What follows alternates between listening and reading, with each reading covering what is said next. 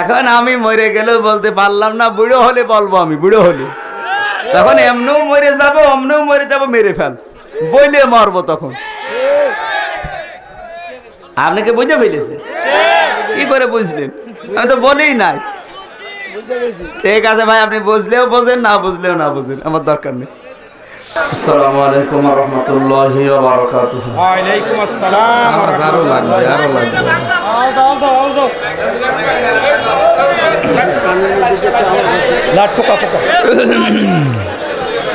নাহমাদুহু ওয়া নাস্তাঈনুহু ওয়া নাস্তাগফিরুহু ওয়া নু'মিনু বিহি ওয়া নাতাওয়াক্কালু আলাইহি ওয়া নাউযু বিল্লাহি মিন শুরুরি আনফুসিনা ওয়া মিন সাইয়্যাতি আ'মালিনা।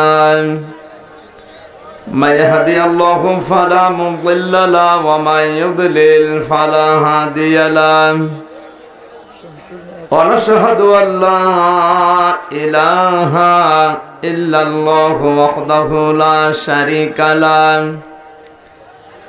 ونشهد أن سيدنا وحبيبنا ومولانا محمدا عبده ورسوله الذي أرسله بالحق بشيرا ونذيرا وداعيا إلى الله بإذنه وسراجا منيرا. فقد قال الله تعالى في كلامه المجيد وفرقانه الحميد: أعوذ بالله من الشيطان الرجيم. بسم الله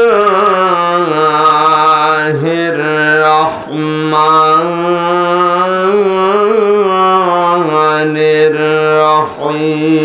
الرحيم. يا أيها الذين آمنوا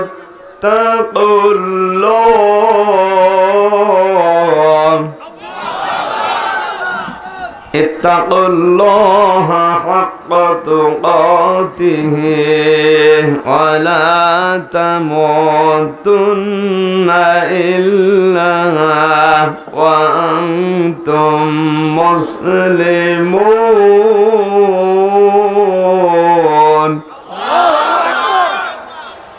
صدقت يا ربنا.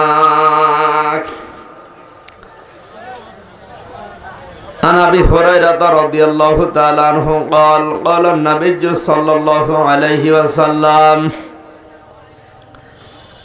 اتخذوا القرآن فلا تأكله النار ومن تركه من جبار قسمه الله. رواه الترمذي. إن الله وملائكته يصلون على النبي يا أيها الذين آمنوا صلوا عليه وسلموا تسليما. اللهم صل على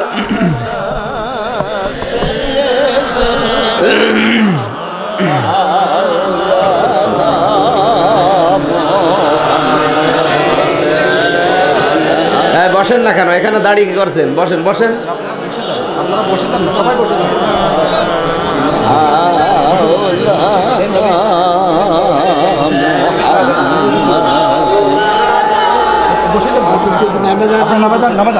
এখান থেকে বসা লাগবে। হয় বসেন বসেন, তাড়াতাড়ি বসেন।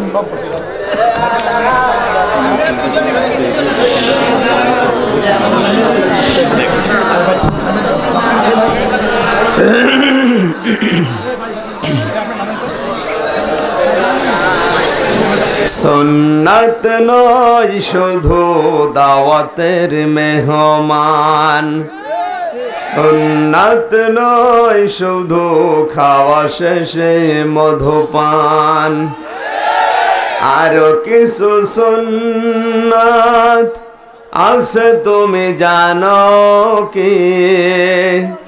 জানলেও জীবনে কখনো তা মানো কি? সুন্নাত শুধু নয় মজলুম সহায়ক, সুন্নাত প্রয়োজনে জালিমের প্রতিরোধ, সুন্নাত শুধু নয় মজলুম সহায়ক, সুন্নাত ওহুদে জালিমের প্রতিরোধ, সুন্নাত শুধু নয় নির্জন ধ্যানে যাওয়া, আর সুন্নাত হলো পাথরের আঘাত খাওয়া। মহাব্বতে তার সুদিনের সাথী তুমি, মহাব্বতে তার সুদিনের সাথী তুমি, দুর্দিনেও তার পাশে থাকো কি? আরো কিছু সুন্নাত আছে তুমি জানো কি? জানলেও জীবনে কখনো তা মানো কি? সুন্নাত কোরআনের সমাজ বিনির্মাণে বৈরী সকল পথ মাড়িয়ে চলা, সুন্নাত দাওয়াতে দিনের পাশাপাশি ইসলাম রক্ষায় হাতে তলোয়ার তোলা। সুন্নাত শুধু নয় নমনীয় আলাপন, সুন্নাত প্রয়োজনে হুঙ্কার গর্জন, সুন্নাত শুধু নয় মেষ চরাতে যাওয়া, আর সুন্নাত হলো রাষ্ট্রনায়ক হওয়া। মহাব্বতে তার খালিদ ওমর আলী, মহাব্বতে তার খালিদ ওমর আলী, আবু বকরের মতো পাশে থাকো কি? আরো কিছু সুন্নাত আছে তুমি জানো কি? জানলেও জীবনে কখনো তা মানো কি? সুন্নাত শুধু নয় দাওয়াতের মেহমান, সুন্নাত শুধু নয় খাওয়া শেষে মধুপান। আলহামদুলিল্লাহ, কুমিল্লা জেলার দেবিদ্বার থানার অন্তর্গত আলহাজ মাওলানা মিজানুর রহমান মাস্টার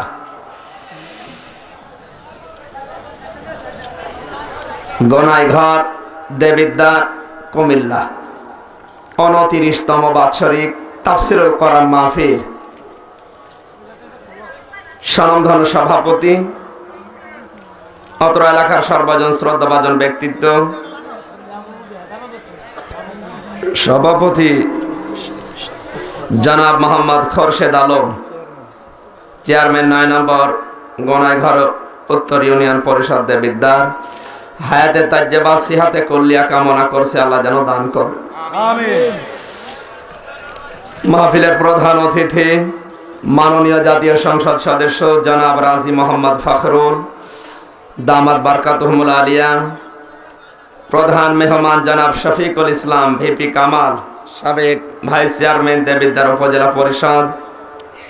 প্রধান আকর্ষণ জনাব হাজী আবুল কাশেম ওমানি।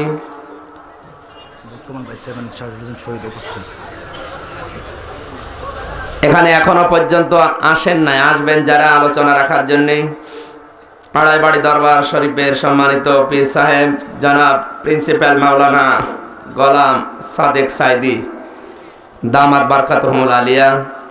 এখানে আসবেন ধামতি দরবার শরীফের সম্মানিত পীর শ্রদ্ধাভাজন ব্যক্তিত্ব আলহাজ মাওলানা আব্দুল হালিম দামাত বারকাতুহুল আলিয়া। আলোচনা রেখেছেন জনাব মাওলানা হাফেজ মাসুদুর রহমান, জনাব মাওলানা দেলাওয়ার হোসেন জাফরি, জনাব মাওলানা সিদ্দিকুর রহমান, আলহাজ মাওলানা আব্দুল খালেক, জনাব মাওলানা আবুল বাশার মিরাজি, জনাব মাওলানা আব্দুল বারি, জনাব মাওলানা মোজাম্মেল হক।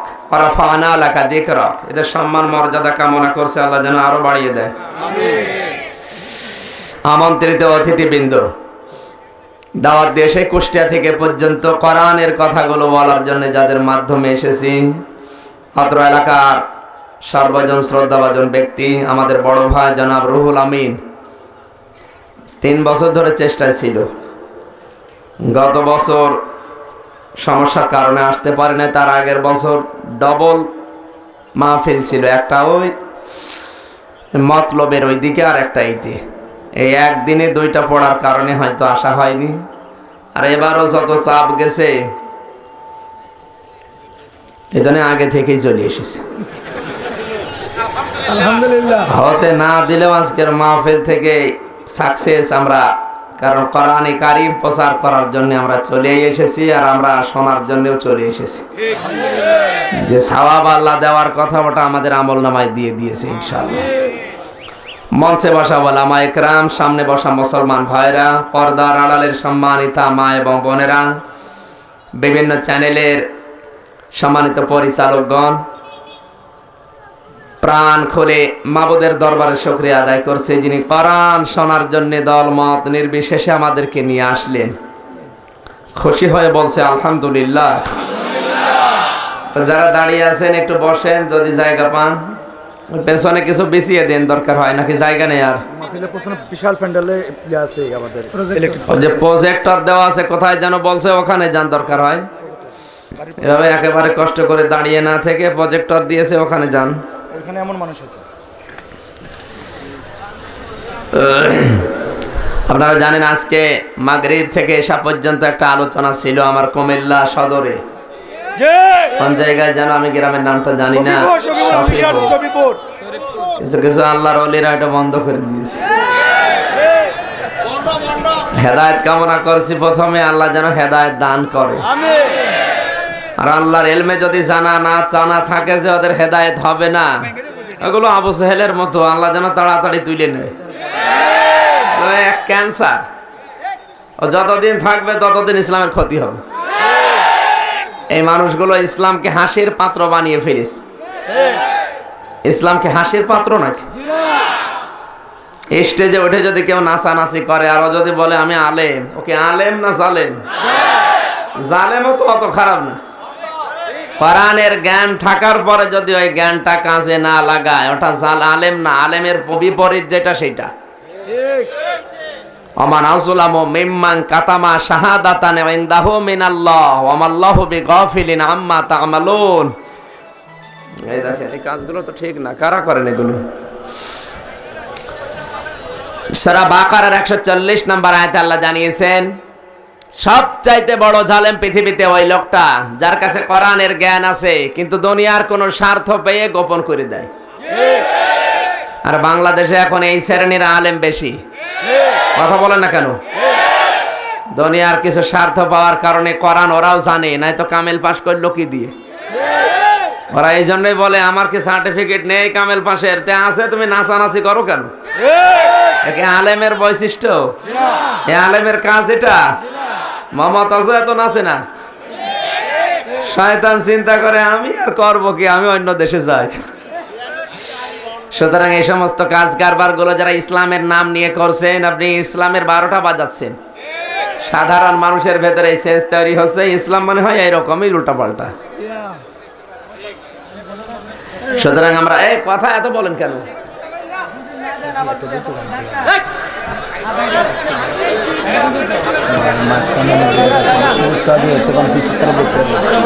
পেছনে যারা দাঁড়িয়ে আছে ওই জায়গায় বসা যাচ্ছে না?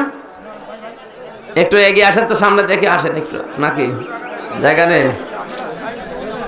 এতটুকু জায়গায় করেছেন, কারো আরো একটু বড় জায়গায় করবেন। আপনি আমার সময় বললো হতো বিশাল জায়গা,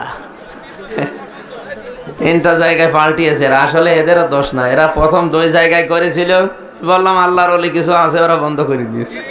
শেষে এসে মনে হয় কালকে এটা সাজিয়েছে। যাই হোক, তারপরও আল্লাহ কবুল করুক।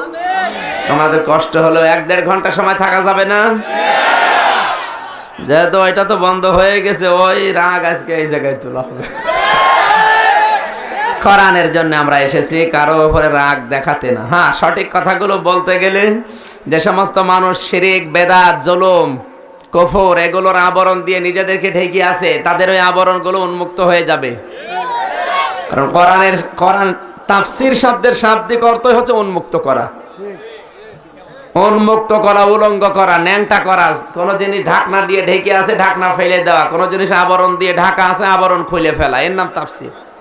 তাহলে কোরআনের সঠিক তাফসীর যদি করা হয়, যারা জুলুম, শিরিক, বেদাত, কুফরের বিভিন্ন জাল দিয়ে, বিভিন্ন আবরণ দিয়ে ঢেকে আছে নিজেদেরকে, তাদের ওগুলো সব খুলে যাবে। মানুষ বুঝবে এগুলো ধর্মের নামে ব্যবসা করে খাচ্ছে, এগুলো রাজনীতির নামে ব্যবসা করে খাচ্ছে। কথা বলে না কেন?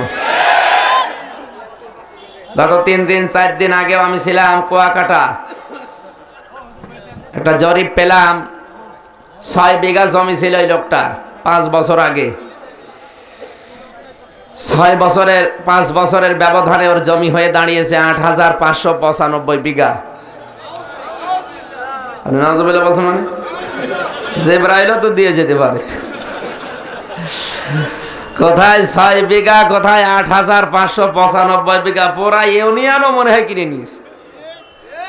এই টাকাগুলো অবশ্যই জনগণের টাকা। আপনি পেলেন কোথায় এত টাকা? সুতরাং এদের যে আবরণ দিয়ে এটা ঢাকা আছে, কোরআনের কথা বলতে গেলে আবরণ খুলে যাবে। বেদাত করে যারা, শিরিক করে যারা, এই মানুষগুলো কোরআনের কথা বললে ওদের আবরণ খুলে যায়, তখন ওরা কোরআনের বিরুদ্ধে লাগে।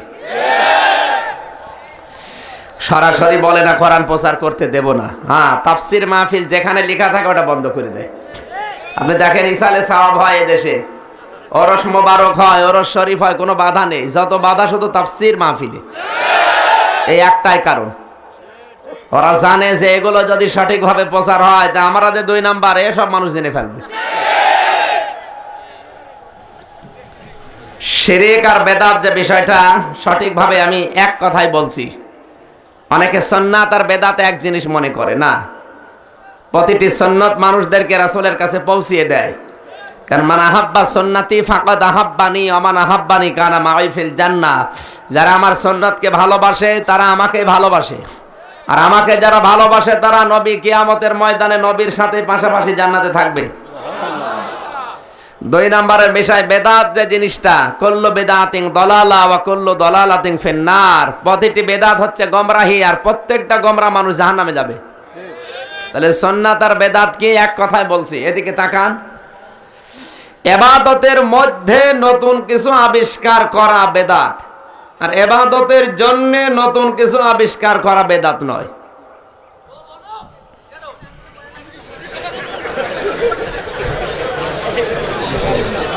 ঝামেলা আসলে, জায়গা পর্যাপ্ত না থাকলে যা। তা আপনি কি করেছেন? এগুলো পুরাটা ঘিরে দিতে পারতেন ওই আলো পর্যন্ত। ওই পাশটা আপনি ক্লিয়ার রাখেন না ভাই, ক্লিয়ার নাই পাশটা। এই যে জায়গা পর্দা না, আমরা ওই যে প্রজেক্ট আছে তো ভাই, প্রজেক্ট আছে ওইদিকে বসতে জায়গা আছে। এরা এসেছে হুজুর দেখতে, প্রজেক্ট দেখবে। প্রজেক্ট দেখা যেত ভাই, প্রজেক্টরে দেখা গেলে সে মোবাইলেও তো দেখা যায়। আপনাদেরকে বারবার বলা হচ্ছে, আপনি কথা শোনেন না কেন? একটু বসেন ভাই, পরিবেশ না হলে আমি কথা তুলবো কি দিয়ে? বসেন। এই লাইটটা দেন ভাই, লাইটটা দিয়ে দেন। আমি বসেন।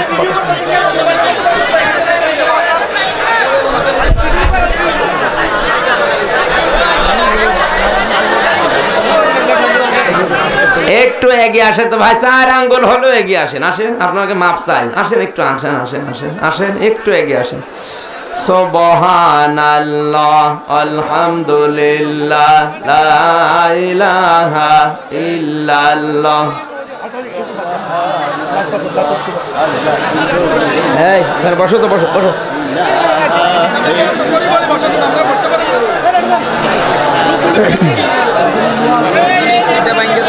সুবহানাল্লাহ আলহামদুলিল্লাহ লা ইলাহা। লাইট কার? এই লাইটটা জ্বালিয়ে দেন। এটা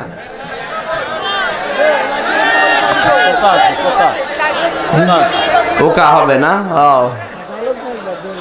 সুবহানাল্লাহ আলহামদুলিল্লাহ লা ইলাহা ইল্লাল্লাহ। সুবহানাল্লাহ আলহামদুলিল্লাহ লা ইলাহা লা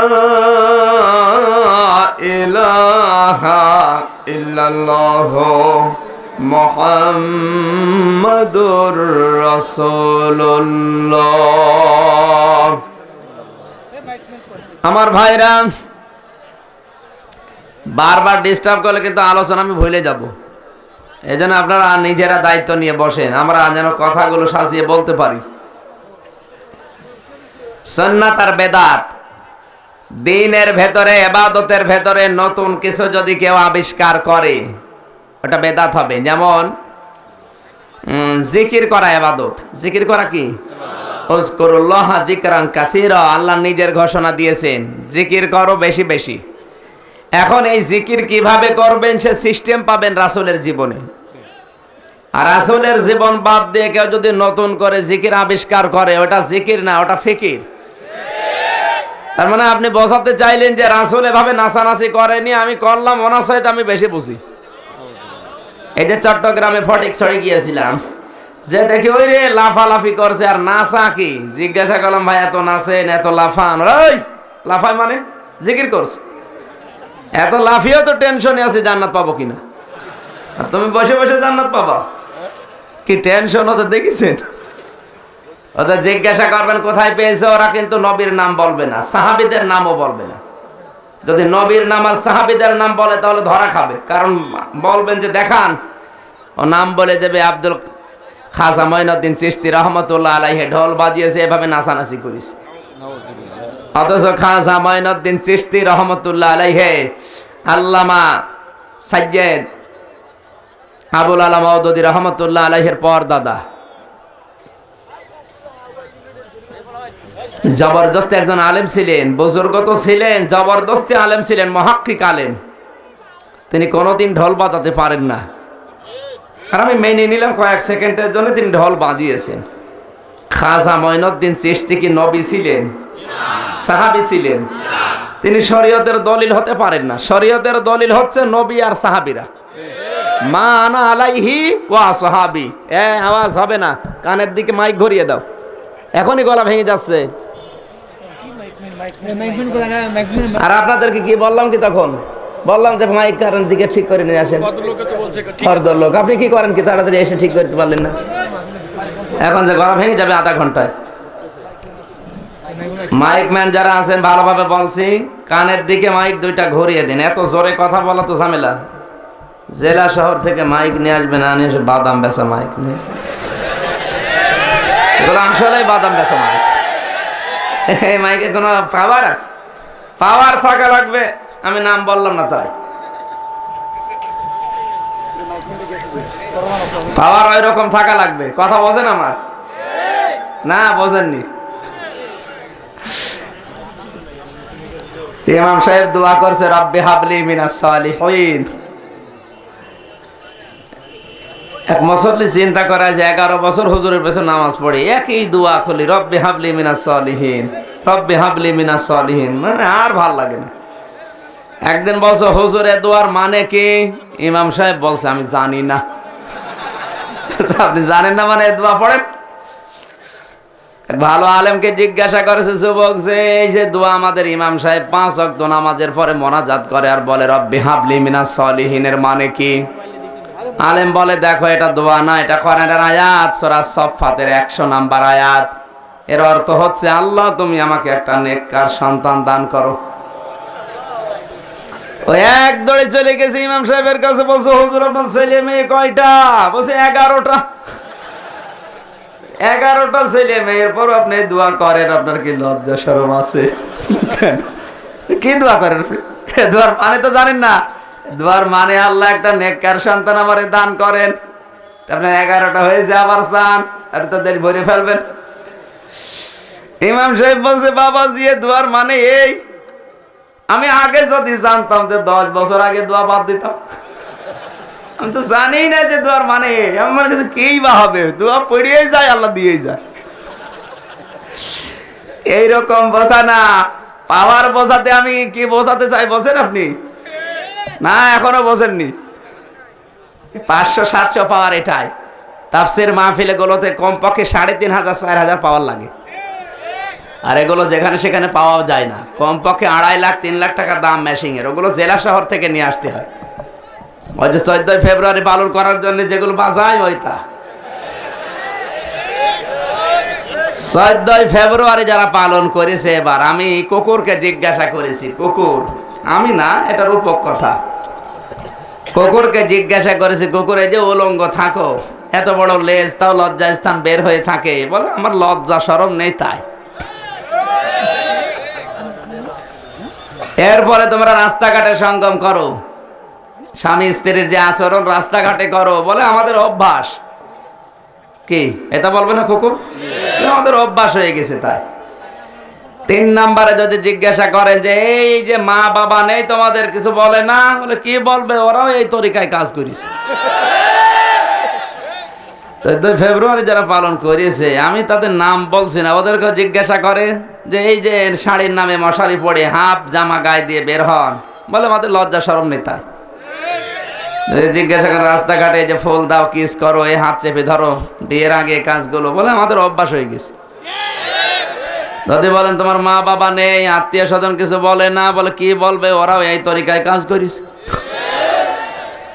আপনি কি কিছু বুঝলেন না, না আন্দাজে চিল্লালেন? কিছু বুঝেছেন? কত দূর নামিয়ে দিয়েছি টের পাচ্ছেন? এরপরও অনেকের লজ্জা নেই।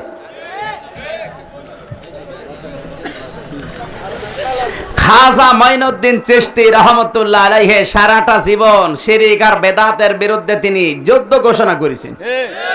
তিনি কোনোদিন ঢোল বাজাতে পারেন না, নাচানাচি করতে পারেন না, তিনি বাজিয়েছে নেচেছে, তাই বলে তিনি তো শরীয়তের দলিল না। শরীয়তের দলিল হবে নবী এবং সাহাবীরা। মা আনা আলাইহি ওয়া সাহাবী, দুইটাই একালিপ করে টান আছে। আমি নবী এবং আমার সাহাবীরা যেই পথ মত রীতিনীতি পালন করেছি, ওর উপরে যারা থাকবে ওরা এক কাতারে থাকবে, আর যারা ওর উপরে থাকবে না সে যেই হোক, ও যদি আকাশ দিয়ে উড়িয়ে যায় ও 72 কাতারে আছে। আশা করি কথা বুঝেছেন। জিকির করা ইবাদত, কিন্তু জিকির করা লাগবে রাসূলের সিস্টেমে। আপনি জিকির করতে গিয়ে যদি নাচানাচি করেন, ঢোল বাজান, মেয়ে লোক নিয়ে এক জায়গায় হন, তাহলে এটা আর জিকির না, এটা ইবাদতের মধ্যে নতুন আবিষ্কার, এটা বেদাত। 2 নম্বরে ইবাদতের জন্য যদি আপনি কিছু করেন ওটা বেদাত নয়। ইবাদতের জন্য কি? ইবাদতের জন্য বলতে একটা মসজিদ কাঁচা ছিল, খড়কোটা দিয়ে বানানো ছিল, টিন দিয়ে। এখন আপনি মোজাইক করলেন, টাইলস লাগালেন, এসি লাগিয়ে দিলেন, বিল্ডিং করলেন, 2-3 তলা বিল্ডিং হয়ে গেল। এটা কিন্তু ইবাদতের মধ্যে না, এটা ইবাদতের জন্য। কথা বোঝা যায়নি? ইবাদতের জন্য আপনি যা করবেন, এই যে ভিডিও হচ্ছে, এটা রাসূলের যুগে কিন্তু ছিল না। ছিল? অনেক মানুষ উল্টা পাল্টা মানুষকে বোঝায় যে রাসূলের যুগে তো মাইক ছিল না, তাহলে আমরা মাইক ব্যবহার করি কেন, এটাও বেদাত। না, এটা তো ইবাদতের মধ্যে না। আপনাকে শব্দগুলো বোঝা লাগবে। লিদ্দিন, এই লাম শব্দটা কোরআনেও আছে, হাদিসেও আছে, আর লামের ব্যাখ্যা 19টা। এই জায়গায় যে লাম শব্দের ব্যাখ্যা, লাম মানে ইবাদতের মধ্যে যদি আপনি নতুন কিছু করেন, তাহলে আপনি বোঝাতে চান আল্লাহ রাসূল এটা বোঝে না, আমি বেশি বুঝি। আপনার ঈমান আর থাকবে? 2 নম্বরে ইবাদতের জন্য এই ভিডিও ক্যামেরা আবিষ্কার খুব বেশি দিন হয়নি, হয়েছে? এই যে আবিষ্কার হচ্ছে, এখন ভিডিও করার পরে, কালকে এডিটিং করার পরে যে মাহবুব টিউবে যদি ছেড়ে দেয়, তামাম পৃথিবীর 228টা রাস্তে ছড়িয়ে যেতে মাত্র 1 সেকেন্ড সময় লাগবে। এই কথা বলা লাগবে ভাই। এটা তো রাসূলের যুগে ছিল না, তাহলে এটা ব্যবহার করবেন কেন? তাহলে এটা তো বেদাত না, এটা ইবাদতের মধ্যে না, এটা ইবাদতের জন্য বানানো হয়েছে। মসজিদে নববী তো ওই জায়গায় ছিল না, ওই অবস্থায় ছিল না। ওখানে ছিল মসজিদে নববী খেজুর পাতা দিয়ে বেড়া দেওয়া ছিল, কিন্তু এখন মসজিদে নববীতে এমন কোন সৌন্দর্য নেই যা মসজিদে নববীতে নেই। এটাকে ইবাদতের জন্য করেছে ওরা, না ইবাদতের মধ্যে জন্য? এই শব্দগুলো বোঝা লাগবে। শিরক আর বেদাত আন্দাজে অনেকে বোঝায়। আমার ভাইরা, শিরক আর বেদাতের এই কথাগুলো যে মানুষগুলো নিজেদের শরীরে আবরণ দিয়ে ঢেকে আছে, আপনি যদি কোরআনে কারিমের সঠিক তাফসীর করতে যান তাহলে ওদের আবরণগুলো খুলে যাবে। আর ওরা মানুষরূপী জানোয়ার কিছু আছে, তখন কোরআনের তাফসীর মাহফিলে বাধা দেবে। ইসালে সাওয়াবে ওরস শরীফে ওখানে কোরআনের কথা বলা হয় না, ওখানে বলা হয় ওদের বাবার কথা। কথা বলে না কেন? ওখানে দেখবেন ওদের বাবার জীবনী বলা হয়। কি শুরু করেছে? ওই সমস্ত জায়গাগুলোতে কোরআনে কারিমের সঠিক কথাগুলো তুলে ধরা হয় না, এই জন্য ওখানে বাধাও দেয় না। আমি 8 রশি গিয়েছিলাম, 3 বার গেলাম পর পর। শেষের বার যে আসরের নামাজ আদায় করার পরে ইমাম সাহেব ঘুরে বসেছে, ডাক দিয়ে বলছে সবাই পেছনে ঘোরেন, বাবা এখন ফয়েজ দেবে। বাবা ফয়েজ দেবে। আমি ঘুরলাম, প্রথমে ঘুরে দেখছেন না কোনো ফয়েজ নেই। আবার ঘুরে পড়লাম যেদিকে ছিলাম, আয়াত পড়ে জানাচ্ছে ইয়া আইয়ুহাল্লাযীনা আমানুত্তাকুল্লাহা ওয়াবতাগু ইলাইহিল ওয়াসিলা ওয়াজাহিদু ফি সাবিলিহি লাআল্লাকুম তুফলিহুন। সূরা মায়েদার 35 নম্বর আয়াত। আয়াতের ব্যাখ্যাও করছে এই করে, ও হে যারা ঈমানের দাবি করো, আল্লাহকে ভয় করো, আর আল্লাহকে পাওয়ার জন্য এই খাজা বাবাকে মাধ্যম বানাও। ওয়াবতাগু ইলাইহিল ওয়াসিলা, আল্লাহ পর্যন্ত যাওয়ার জন্য যে কোনো একটা মাধ্যম তালাশ করো। ইমাম সাহেব বসে বলছে এই মাধ্যম হচ্ছে এই খাজা বাবা বিশ্ব ওলি, নাম ধরেই বলে দিল। অথচ এখানে ওয়াসিলা শব্দের 99টা অর্থ আমি তাফসিরে পেয়েছি। ওয়াসিলার 1 নাম্বার অর্থ হচ্ছে ওয়াসিলা মানে নেক কাজ, 2 নাম্বারে ওয়াসিলা মানে নবীর সম্মান। ওই যে আযানের শুরু শেষে একটা দোয়া পড়ে না,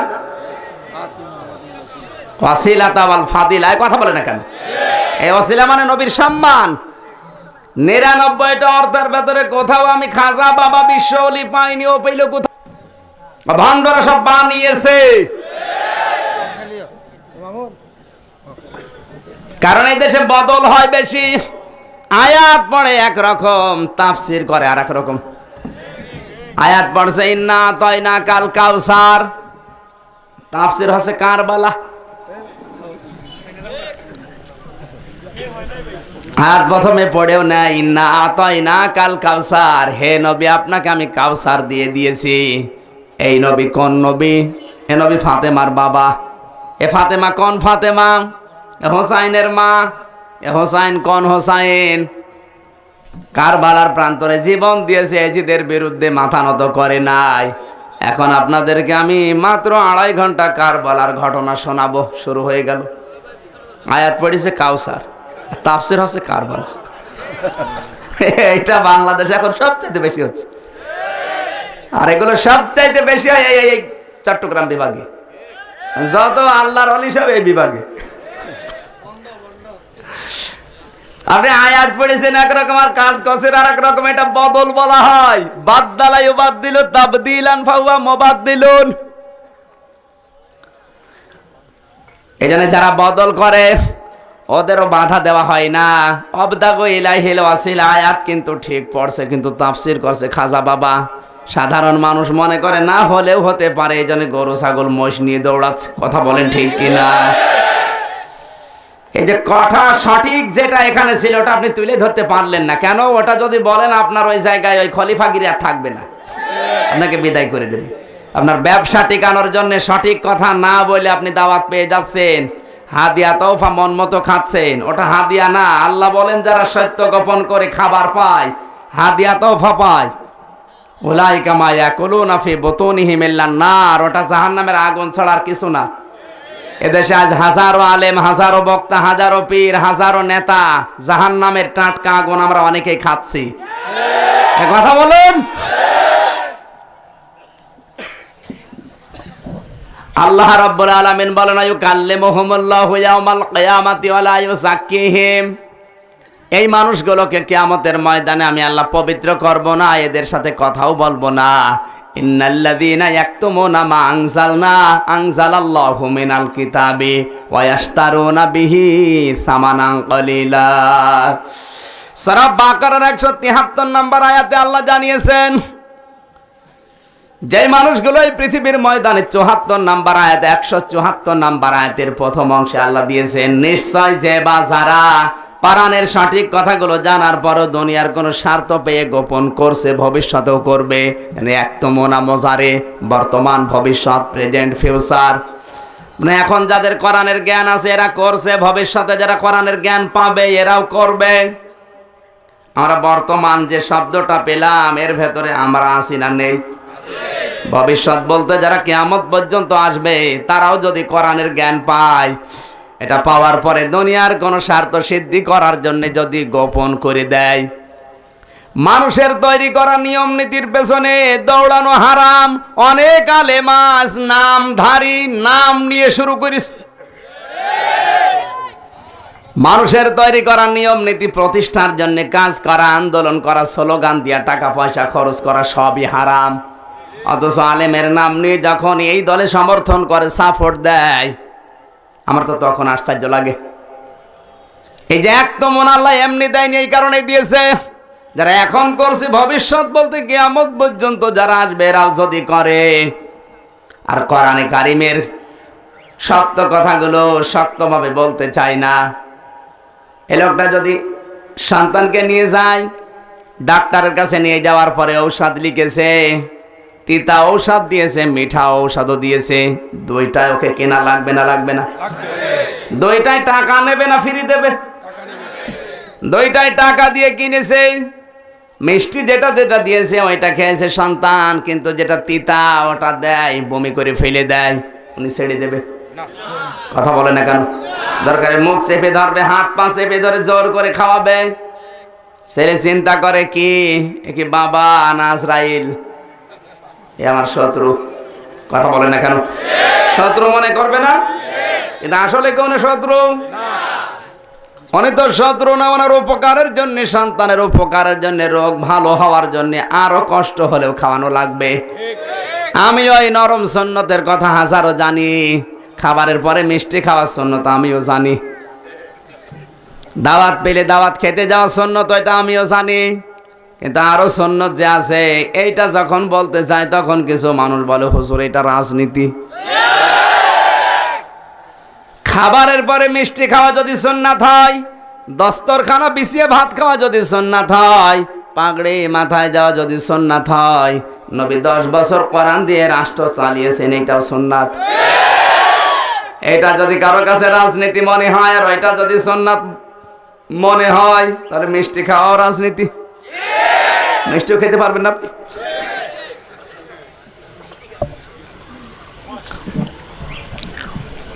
আজ আমরা সব সুন্নতের কথা বলতে পারি না, এই জন্য আমাদের কথার তাসির নেই, আমাদের কথাগুলো মানুষের হৃদয়ে গাঁথে না। আপনি যদি সঠিক সুন্নতের সবগুলো বলতে পারতেন, আমল করতে পারতেন, আমার মনে হয় আপনার কথা একটা কথা বোমের মতো কাজ হইতো।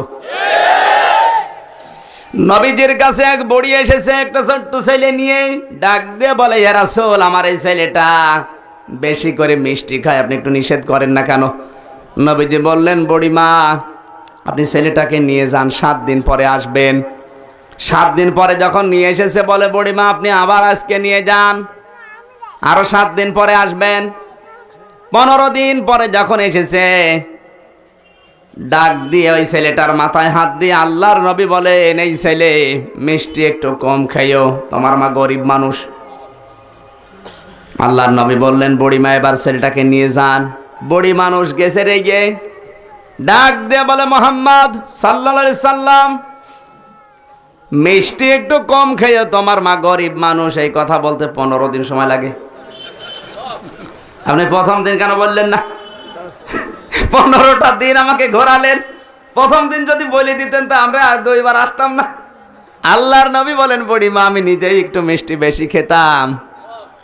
আর যখন এসেছিলেন ওই সময় যদি আমি বলতাম আমার কথায় তাসির হইতো না।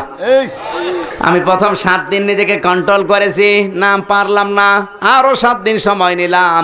এই 15 দিনে আমি নিজেকে কন্ট্রোল করে ফেলেছি। এখন যে কথাটা বললাম ও রকেটের মতো কাজ হবে।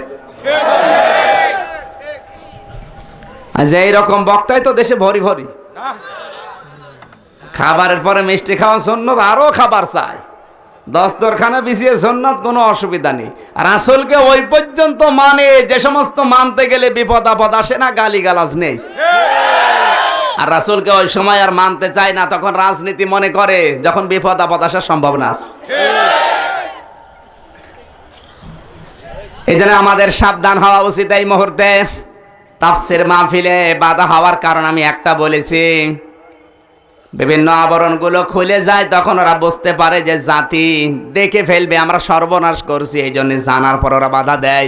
2 নম্বরে দেশে তাবদিল হয় বেশি, আসল কথাগুলো মানুষ শুনতে পারে না। আয়াত কিন্তু ঠিকই পড়ছে, আয়াতও পড়ছে ওয়াজাহিদু ফি সাবিলিহি, জিহাদ করো আল্লাহর রাস্তায়। এখানে ওসিলার ব্যাখ্যা দেওয়ার পরে আল্লাহ জানিয়েছেন আমি আল্লাহকে পাওয়ার জন্য যত রাস্তা আছে, আমি আল্লাহ সবার কাছে আয়াতটার ব্যাখ্যা ছেড়ে দেয়নি। এই আবতাগু ইলাইহিল ওয়াসিলা দেওয়ার পরে আল্লাহ বলেন ব্যাখ্যা যেটা আমি আল্লাহ নিজে করলাম, ওয়াজাহিদু ফি সাবিলিহি, তুমি আমরা আল্লাহর রাস্তায় জিহাদ করো, এইটাই হচ্ছে আমি আল্লাহকে পাওয়ার একমাত্র পন্থা। এই ব্যাখ্যাগুলো দিলেও নিচে ধরা খাবে, কারণ জীবনেও জিহাদ শব্দটা উচ্চারণ করে নাই। কথা বলে না কেন? এজন্য আমাদের উচিত হচ্ছে তাফসীর মাহফিলগুলোতে হাজির হওয়া। কারণ বাবার কাহিনী শুনলে আপনি যতক্ষণ শুনবেন আপনার সওয়াব হওয়া দূরের কথা, গুনাহ হবে। ওটা কোরআনে নেই, হাদিসে নেই, ইসলামের ইতিহাসেও নেই। এই যে হরিণ একটা বান্দা ছিল গাছের তলায়, এটা কোরআনে আছে, হাদিসে আছে, ইসলামের ইতিহাসে আছে। তো ভণ্ডরা সব বানিয়েছে। আর মানুষ এগুলো শুনে শুনে শুনে কান্নাকাটি করে, কেন হরিণ বাইন্দে রেখেছে, কেন ছেড়ে দিল না? মানুষের কমন সেন্সের কমন বাদ দিলে যদি সেন্স থাকে, তাও তো এরকম উল্টা পাল্টা কথা শোনা ঠিক না। আর এরা আসে, এদেরকে 1 লাখ 2 লাখ টাকা দিয়ে নিয়ে আসে মানুষ, তো 5 টাকা পাওয়ার যোগ্যতা নেই। এই কথা বলে না কেন? আরো মুসলমানদের ঈমান ধ্বংস করছে। এমন একটা কথা শুনলাম একজনের মুখে, এক মহিলা আব্দুল কাদের জেলানী রহমতুল্লাহ আলাইহি তার বাবার কাছে গেছে, ডাক দিয়ে বলে আল্লাহর ওলি আমার পর পর 6টা মেয়ে হয়েছে, এবার যদি মেয়ে হয় স্বামী আমাকে বলেছে তালাক দিয়ে দেবে, আপনি একটু দয়া করে আল্লাহর কাছে দোয়া করেন এবার যেন ছেলে হয়। আল্লাহর ওলি ওই মহিলার পেটের দিকে তাকিয়ে বলছে না তোমার এবারও সে মেয়ে হবে। আর মানুষ বলছে সুবহানাল্লাহ। আল্লাহর ওলি ওই মহিলার পেটের দিকে তাকাবে কোন সাহসে? ওর জন্য কি জায়েজ? তাহলে এই কথাটা বানানো। 2 নম্বরে জিজ্ঞাসা করছে হুজুর এবার আমি বাড়ি যেতেই পারবো না, আপনি একটু তাড়াতাড়ি করেন আমার পেটের মেয়ে যেন ছেলে হয়। আল্লাহর ওলি বলছে ঠিক আছে যাও, আমি দোয়া করে দিলাম, হবে না মেয়ে এবারই হবে, তুমি কান্নাকাটি করেও লাভ নেই। মেয়েটা যখন বাড়ির দিকে যাচ্ছে আব্দুল কাদের জেলানী বলছে কাঁদো কেন? তোমার বাবা এই কথা বলেছে। বলে চলেন। বাবার কাছে গিয়ে বলে আব্বা আপনি কেমন হলি, একটা ছেলে মেয়ে বানাতে পারেন না? একটু দোয়া করেন না কেন? আপনি আল্লাহ কথা বলে তো আল্লাহ ফেলবে না, একটু দোয়া করেন। বলছে ঠিক আছে যা। 3 বার যে ধমক দিয়েছিলাম তুমি কি জানো? প্রথম যে ধমক দিয়েছি ওই এক ধমকে ওর পেটে যে মেয়ে ছিল ওটা ছেলে হয়ে গেছে। 2 নাম্বার যে ধমক দিয়েছিলাম ওই ধমকে বাড়ির যে 6টা মেয়ে ছিল ওইটাও সব ছেলে হয়ে গেছে। আর 3 নাম্বার যে ধমক দিয়েছি যদি দিতাম, 3 নাম্বার তো ধমক আমি দেইনি এখনো, যদি দিতাম তাহলে দুনিয়ায় যত ছেলে আছে সব মেয়ে হয়ে যেত। আপনি তো নাউজুবিল্লাহ পড়ছেন, আরো সামনে যারা ছিল সব সুবহানাল্লাহ পড়ছে। এই হচ্ছে ওয়াজ, এর নাম তাফসীর। মানুষের কমন সেন্স আসলে আর নেই। আরে ভণ্ডগুলো এলাকায় বাস করে বেশি। কুষ্টিয়ায় যদি যায় ঠ্যাং ভেঙে ফেলবে, সিটারি করার জায়গা পাও না। হরিণ একটা বান্দা ছিল গাছারি তলায়, মানুষকে আর কি বলবো। আমরা এসেছি তাফসীরুল কোরআন মাহফিল, যেহেতু লেখা হক আদায় করে একটা মাত্র আয়াত আমরা পড়েছি, দেখি ওখান থেকে কোনো নতুন তথ্য বের করা যায় কিনা। আল্লাহ আমাদেরকে যদি তৌফিক দেয় আমরা পারবো। জোরে বলেন আমিন। যে আল্লাহ আমাদেরকে নিয়ে আসলেন দল মত নির্বিশেষে, আলাদা মতবাদের লোক আমরা এখানে সবাই আছি, এক একজন এক এক দলের, কিন্তু কোরআনের ব্যাপারে আমাদের কোনো দল আছে? সব বাদ দিয়ে কোরআন শুনতে এসেছি হেদায়েত পাওয়ার মন নিয়ে। হেদায়েত পাওয়ার মন যদি আপনার না থাকে তাহলে কিন্তু ওয়াজ মাহফিল তাফসীর মাহফিলও আপনি ভালো হবেন না। আপনাকে আগে মন তৈরি করা লাগবে যে আমির হামজা এসেছে ওর বাবার কথা দাদার কথা বলবে না, কোরআনের কথাই বলবে। কিন্তু আমার যদি মন না থাকে তাহলে আবু বকরের মতো ঈমান আমার বাড়বে না, আমার বাড়বে শয়তানি আবু জেহেলের মতো। আবু জেহেলের মন কারো আছে এখানে? আলহামদুলিল্লাহ। আমার ভাইরা, হাদিসটা বলে আরম্ভ করছে কারণ এই হাদিসটা আরো প্রচার হওয়া দরকার বেশি।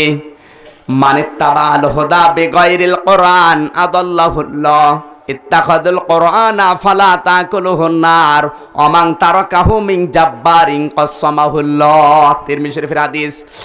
আল্লাহর নবী বলেন, কোরআন বাদ দিয়ে হেদায়েত পাওয়ার জন্য দুনিয়ার কোন জায়গায় যদি তুমি ছুটে যাও, আল্লাহ তোমাকে নিজে দায়িত্ব নিয়ে গোমরা করে দেবে। না, কথা কত বড় ওজনওয়ালা কথা টের পাচ্ছেন? আলেম যারা তারা টের পেয়েছে। আদাল্লাহুল্লাহ বাবে ইফাল থেকে এসেছে। যদি সলাসি মুজাররাদ থেকে দল্লা শব্দ আসতো, দল্লা ইয়াদিল্লু, তাহলে বাংলা অর্থ আসতো আপনি নিজেই নিজেকে গোমরা করে ফেলেছেন। কিন্তু আদাল্লাহ শব্দ যখন বাবে ইফাল থেকে যখন এসেছে, বাংলা অর্থ দাঁড়াবে আপনি হয়তো ভালো হওয়ার নিয়তেই গিয়েছিলেন, কিন্তু আল্লাহ কোরআনে কারিম ওই জায়গায় না থাকার কারণে নিজে দায়িত্ব নিয়ে আল্লাহ আপনাকে আরো গোমরা বানিয়ে দেবে। এদেশে আজ কত পীর? 48,000-এর উপরে। আমি যতটুকু জানি বাংলাদেশে যত পীর আছে এমনও দেশ দুনিয়ায় আছে এত লোকও নেই। এত পীর এত মুরিদ, কিন্তু ভালো হওয়া মানুষের সংখ্যা কম, কারণ অধিকাংশ পীরের মুরিদরা ইসলামী রাজনীতি করে না। আপনি জীবনে সব করেছিলেন কিন্তু ইসলামী রাজনীতি করেননি, আপনার মরণ হবে আব্দুল্লাহ ইবনে উবাইয়ের মতো। তাহলে এই যে বঞ্চিত করে দিলেন আপনার মুরিদদেরকে, আপনি কি রাসূলের চাইতে বেশি বুঝতেন? নবীজির জীবনে যদি রাজনীতি থাকে, নবী যদি রাষ্ট্রনায়ক হতে পারে, তাহলে এই কথা শুনলে আপনার গাত্রদাহ শুরু হয়, আপনি কিসের পীর? আপনি তো শয়তান। এদেশে আমি অনেক পীরের নাম জানি যেখানে মুরিদ হলে রাজনীতি করা হারাম, ওরা আরো বলে দেয়। তাহলে রাসূল হারাম কাজ করিস না মানে আপনি কেন করবেন না?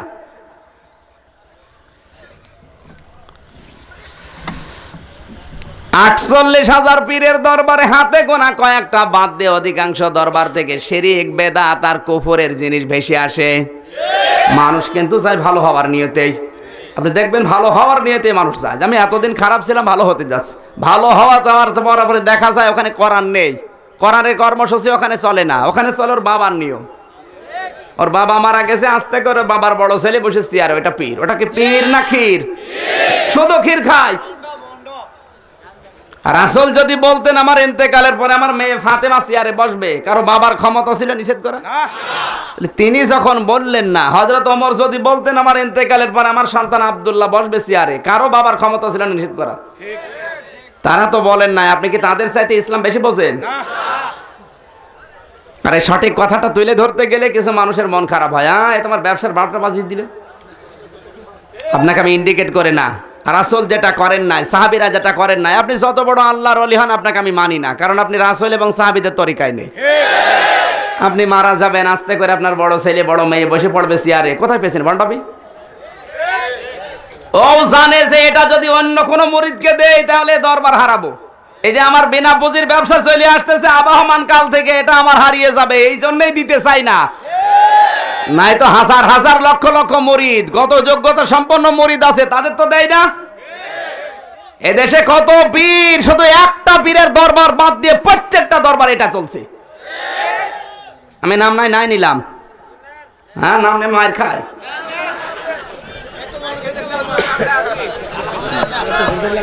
হ্যাঁ না, আপনারা বোঝার যদি বুঝে থাকেন আমার দরকার নেই নাম নেওয়ার।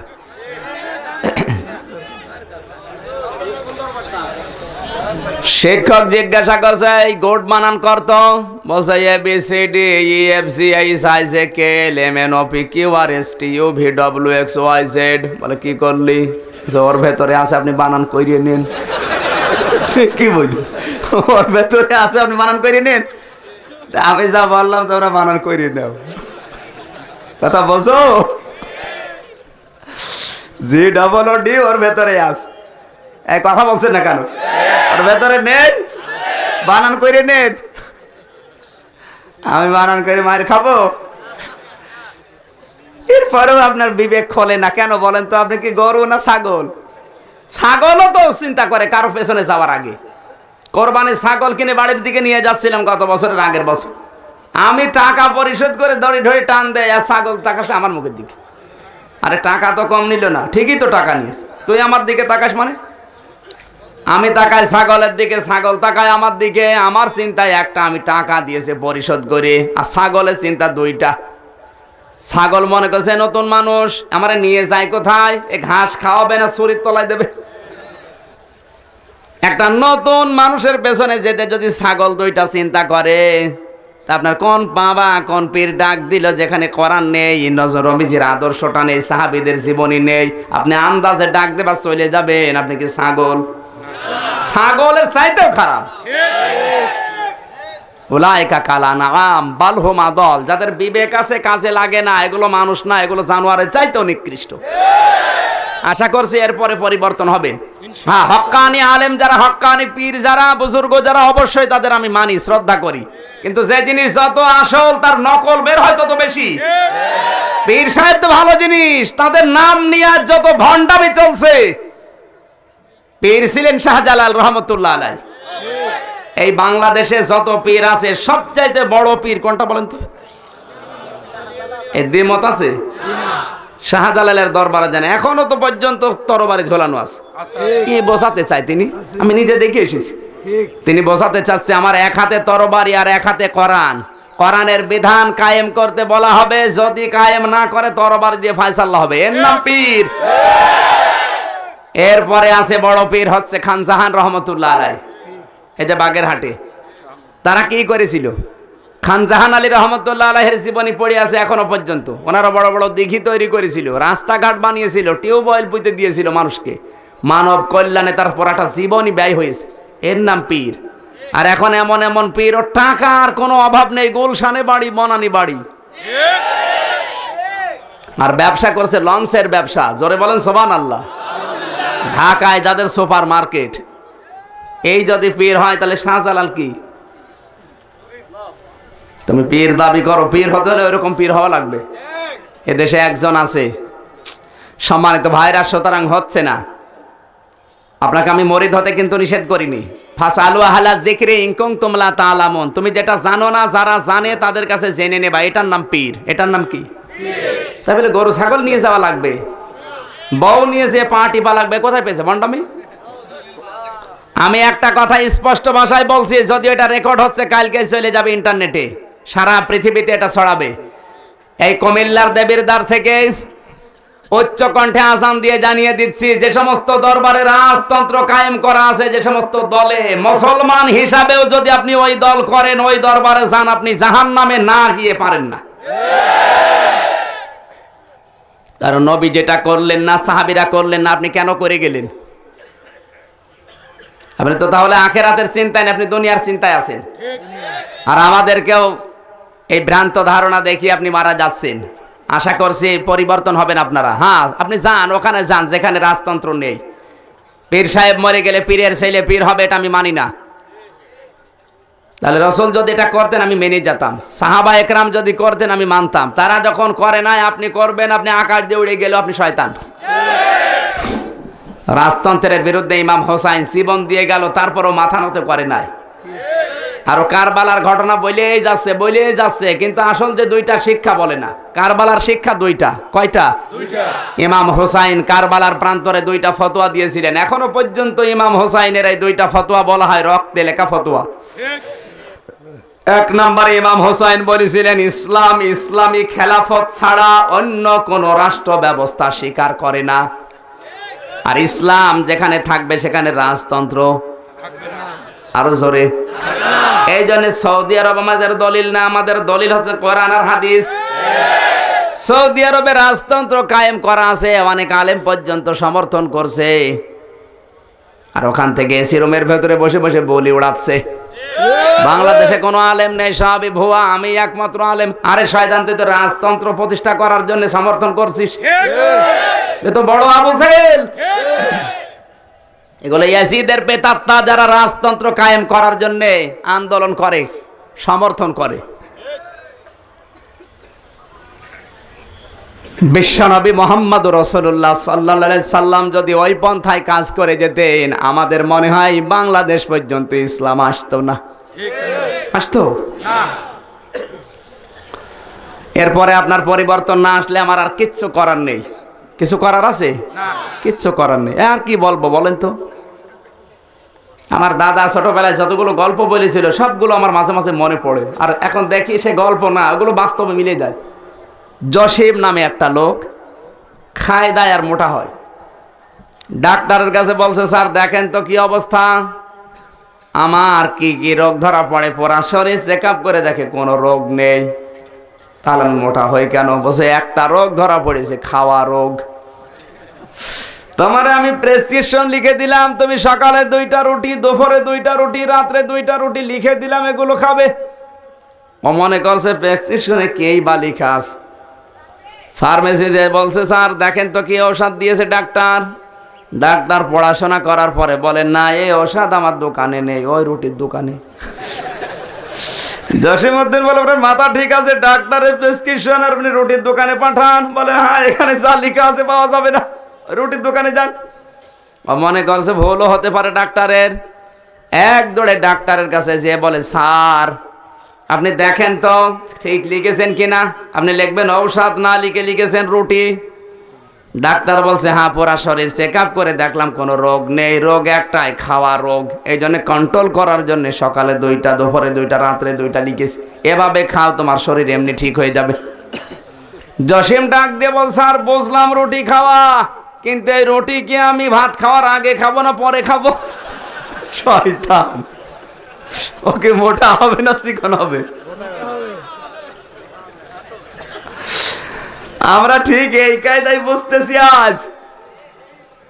এতক্ষণ পর্যন্ত বোঝালাম, এর পরেও অনেকে যারা রাজতন্ত্র কায়েম করে বসে আছে ওদেরকে আল্লাহর ওলি মনে করে যাবে। আমি আর পারলাম না, এরপরেও যদি আপনি না পারেন, আল্লাহর ওপরে ছেড়ে দিলাম, আপনি জবাব দেবেন। কোরআন যেখানে নেই ওখানে গেলে আল্লাহ আপনাকে গোমরা করে দেবে, তার বাস্তবতা এখানে টের পাচ্ছেন না?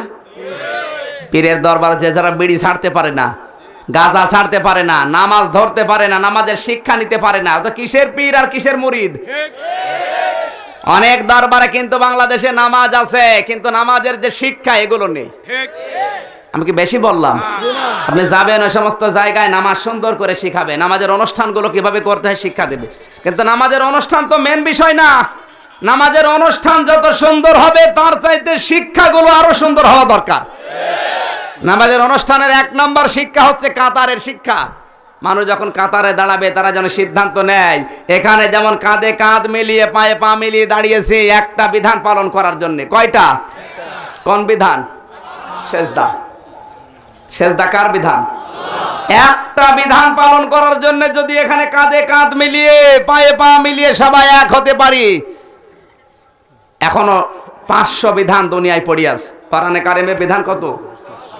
এই 500 বিধান পালন করার জন্য যদি এক হওয়া লাগে, কাতার দেওয়া লাগে, কাঁধে কাঁধ মিলানো লাগে, ওখানে আর দল মত তখন দেখবো না। আল্লাহর বিধান ওখানেও কায়েম করার জন্য সবাই এক। এর নাম কাতার। এ কাতার বাংলাদেশে এখন আছে। অনেক দরবারে নামাজের শিক্ষা হয়, নামাজের ট্রেনিং হয়, কিন্তু নামাজের ট্রেনিং এর মাধ্যমে যে শিক্ষাগুলো আমরা আল্লাহ দিতে চাই ওগুলো নিতে চাই না। আল্লাহ রাব্বুল আলামিন এজন্য কোরআন যেখানে নেই ওখানে আমরা যাব না, এই সিদ্ধান্ত নিতে আমরা রাজি আছি না নেই? আজকে থেকে এই ময়দানে যারা আসলেন আল্লাহর দিকে তাকিয়ে বলেন তো, কোরআন যেখানে নেই ওখানে আমি আর কোনো দিন যাব না। যদি যাই আমাকে আল্লাহ নিজে গোমরা করে দেবে। কথা বলেন না কেন? যারা সিদ্ধান্ত নিতে পারবেন তারা আল্লাহকে হাত দেখান। লিল্লাহে তাকবীর, লিল্লাহে তাকবীর।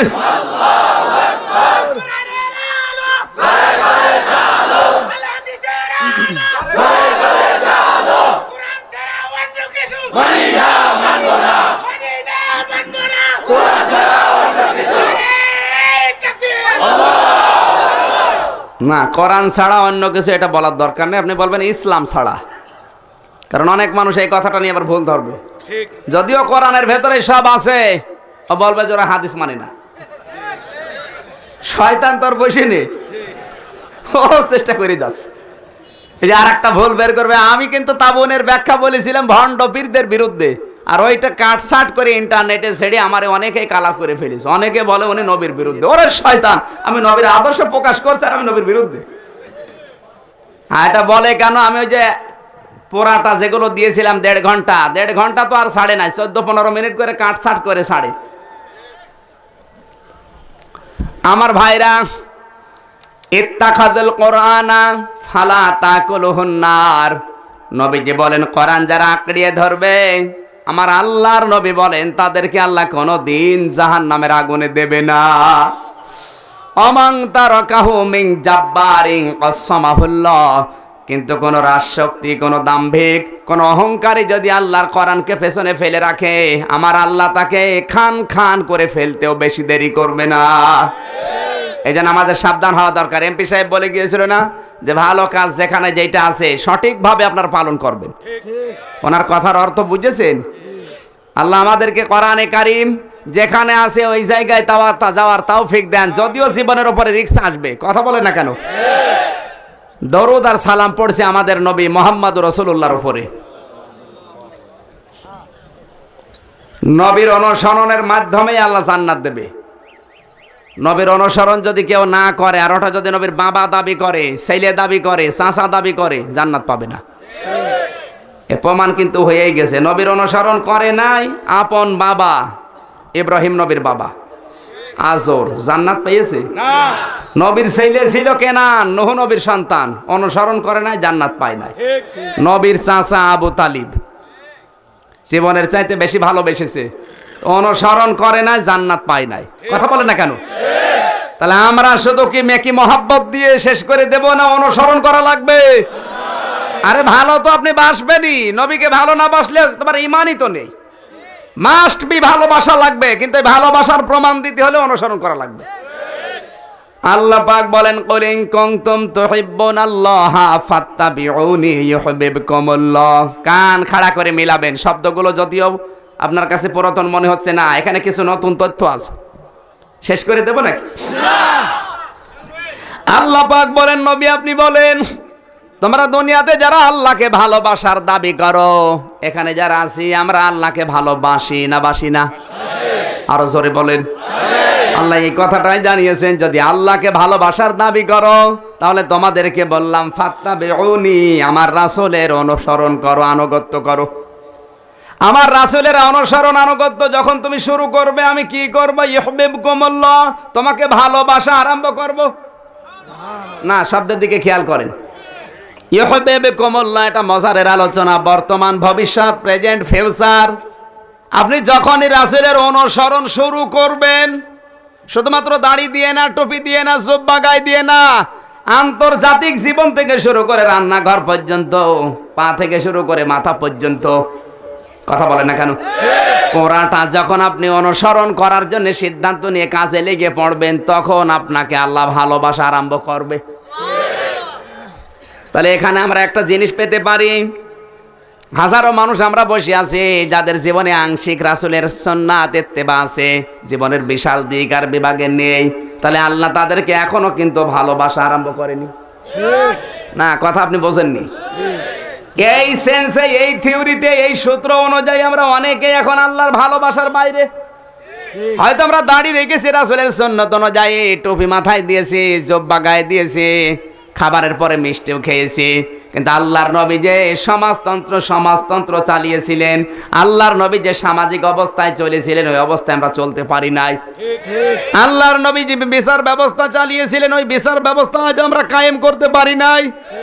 নবী যে রাজনীতি করেছিলেন কোরআন দিয়ে আমরা এখনো পর্যন্ত করতে অনেকে পারি নাই। তাহলে আয়াত থেকে বোঝা যাচ্ছে আল্লাহ আমাদেরকে এখনো ভালোবাসা আরম্ভ করেনি।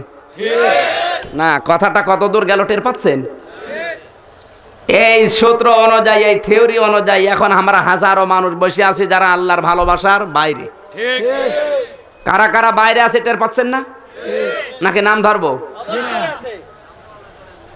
না, এখনো আমার মনে হয় শব্দটা বোঝেননি। আলেম ছাড়া এই শব্দটা একবারে বোঝা অত সহজ না। আপনি জীবনে আংশিক রাসূলকে মেনেছেন, দাড়ি দিয়ে, টুপি দিয়ে, জুব্বা দিয়ে, খাবারের পরে মিষ্টি খাওয়া দিয়ে, দস্তরখানা বিছিয়ে ভাত খাওয়া, এগুলো মানলেন। কিন্তু আল্লাহর নবীর জীবনের এখনো হাজারো দিক আর বিভাগ পড়ে আছে, ওগুলো আপনি মানেনও না, জানেনও না, আবার শুনলে রাগ করেন। তাহলে আল্লাহর ভালোবাসা আপনি কিন্তু এখনো পাওয়া আরম্ভ করেননি। শব্দের দিকে খেয়াল করে কথা বলেন। যদি তোমরা আমি আল্লাহকে ভালোবাসার দাবি করো, রাসূলকে অনুসরণ করো, শুরু করো। আর রাসূলকে অনুসরণ করবা, তখনই ইউহিব্বুকুমুল্লাহ, আমি আল্লাহ ভালোবাসা আরম্ভ করব। আমি ভালোবেসেছি তাহলে তো মাঝি শিখা দিত, মজারে দিয়েছেন। এই আয়াত অনুযায়ী বাংলাদেশে হাজার পীর, হাজার আলেম, হাজার বক্তা, হাজার নেতা, হাজার মানুষ আল্লাহর ভালোবাসা থেকে বঞ্চিত। তার মানে এখনো আল্লাহ তাদেরকে ভালোবাসা আরম্ভ করেনি। তার ভেতরে আমরাও আছি না নেই? কারা কারা আছি হাত তোলেন তো। না তোলেন না কেন? আমরা তো ঠিকই আছি, হাত তোলেন। হ্যাঁ, ভিডিও কালা ভিডিও করো তাড়াতাড়ি, কালকে ছড়িয়ে দিবা। কুমিল্লায় একটা মানুষ আল্লাহর ভালোবাসার পাত্র নেই, দাও ভালো করে তোলো। ঠিকই আছে না? এখনো আমার মনে হয় কথাটা আপনাদের বোঝাতে পারলাম না। কথা বুঝেছেন? যাদের মগজ আছে মাথায় তারা টের পাচ্ছে কত দূর যাচ্ছে, আর যাদের মাথায় মগজ নেই শুধু গোবর, তারা টের পায়নি এখনো। আপনি হাসতেছেন, আমার তো কান্না আসতেছে। আমি এখনো আল্লাহর ভালোবাসা পাওয়া আরম্ভ করিনি, কারণ আল্লাহ গ্যারান্টি দিচ্ছেন ইউহিব্বুকুমুল্লাহ দিয়ে। মজারের আলোচনা ওটা বর্তমান ভবিষ্যৎ, মাঝির শিখা না দিয়ে মজারে দিয়েছেন এই কারণে যখন আপনি শুরু করবেন রাসূলকে মানা, তখন আল্লাহ আপনাকে ভালোবাসা শুরু করবে। আপনি তো এখনো শুরুই করেননি। হ্যাঁ করেছেন আপনি দাড়ি দিয়ে, টুপি দিয়ে, জুব্বা দিয়ে, রাসূল রাজনীতি করলে আপনি করেন না কেন? আল্লাহর নবী স্ত্রীর সাথে যে ব্যবহার করেছেন আপনি করেননি। আল্লাহর নবী নিজের স্ত্রীকে, নিজের মেয়েকে পর্দায় রেখেছেন, আপনি ওই কায়দায় করেননি। তাহলে জীবনের আংশিক কিছু মেনেছেন, বাকি অনেক জায়গা মানেননি। আপনাকে আল্লাহ যদি এখনো ভালোবাসা আরম্ভ না করে, আপনি কত বড় নিয়ামত থেকে বঞ্চিত টের পাচ্ছেন। শুধু 4-5 বার হজ করলে আল্লাহর প্রিয় পাত্র হওয়া যায় না। আল্লাহ পাক বলেন আমি যাকে ভালোবাসা আরম্ভ করি কি করি জানো? ওয়ায়াগফির লাকুম যুনুবাকুম, তার পেছনের যত অপরাধ আছে আমি আল্লাহ সবগুলো মাফ করে দেই। আর আসমানে ঘোষণা দিয়ে দেই আমি আল্লাহ। ওই বাংলাদেশ নামক একটা দেশ আছে পৃথিবীতে, কুমিল্লা নামে জেলা আছে, দেবিদ্দার থানায়, গোনাই ঘরের অমুক চেরাগালি ছেলে, অমুক চেরাগালিকে আমি ভালোবাসি। পৃথিবীতে যারা আছো তোমরাও তাকে ভালোবাসো, আসমানে যারা আছো তোমরাও তাকে ভালোবাসো। কত বড় কথা লুকিয়ে আছে এর ভেতরে। আর আমরা সে আল্লাহর ভালোবাসা এখনো পাওয়া আরম্ভ করি না। আপনারা হাত তুলে নিজেরাই বললেন। সুতরাং তার ভালোবাসা পাওয়ার জন্য যে শর্তটা আল্লাহ দিলেন ফাত্তাবিউনি, এটা করার দরকার আছে না নেই? এটা শুধু দাড়ি দিয়ে টুপি দিয়ে শেষ না। নবীজি যদি রাষ্ট্রনায়ক হতে পারে, আমাকেও হওয়া লাগবে। আর ওই জায়গায় যেতে হলে যা করা লাগে, যদি সংগঠন করতে হয় করা লাগবে, যদি মিছিল মিটিং করতে হয় করা লাগবে। কারণ মিছিল মিটিং আমার উদ্দেশ্য না, আমার উদ্দেশ্য এই সুন্নতটা পালন করা। আর এটা করার জন্য যে রাস্তা বেছে নেওয়া লাগে, ওই রাস্তা বেছে নিতে গেলে যদি আমার বিপদ আসে, ওই বিপদে পড়লে কিয়ামতের দিনে 100 গলা কাটা শহীদ হবে।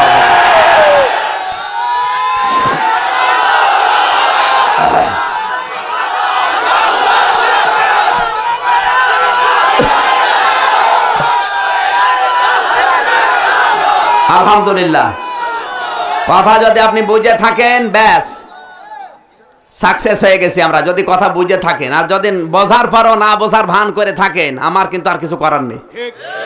এবার একটু আয়াতটা বাংলাদেশের সাথে মিলান তো। কত বক্তা, কত পীর, কত হাসি, কত নামাজি, কত দলের লোক আল্লাহর ভালোবাসা এখনো পাওয়া আরম্ভ করেনি। আপনি বলেন, আপনি জানছেন যে আল্লাহর ভালোবাসা এখনো পায়নি, যত বড় পীর নাম করা হোক না কেন, কারণ ওর জীবনের সব জায়গায় রাসূলের আদর্শ নেই। হ্যাঁ, দাড়িতে আছে, টুপিতে আছে, কিন্তু হিংসায় ভরা। এই কথা বলেন না কেন? এরকম পীর আছে না নেই?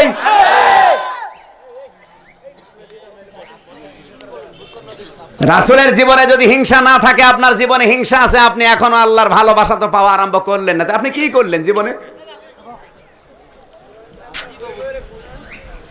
আল্লাহ, তুমি আমাদেরকে আয়াতটা অন্তত আমাদের জীবনে এনে দাও। আরো জোরে বলেন আমিন। অনেক গুরুত্বপূর্ণ বিষয়, বিষয়টা আজ নেই। আমরা এই রাসূলের উপরে দরুদ পড়ছি আনুগত্যের মাধ্যমে, মস্তক স্বীকার করার মাধ্যমে। আল্লাহ আমাদেরকে এখন থেকে শুরু করে মরণ পর্যন্ত রাসূলের ইত্তেবা অনুসরণ যেখানে যেটা আছে পঙ্খানুপঙ্খানু আদায় করার সুযোগ, তৌফিক, ক্ষমতা দাও।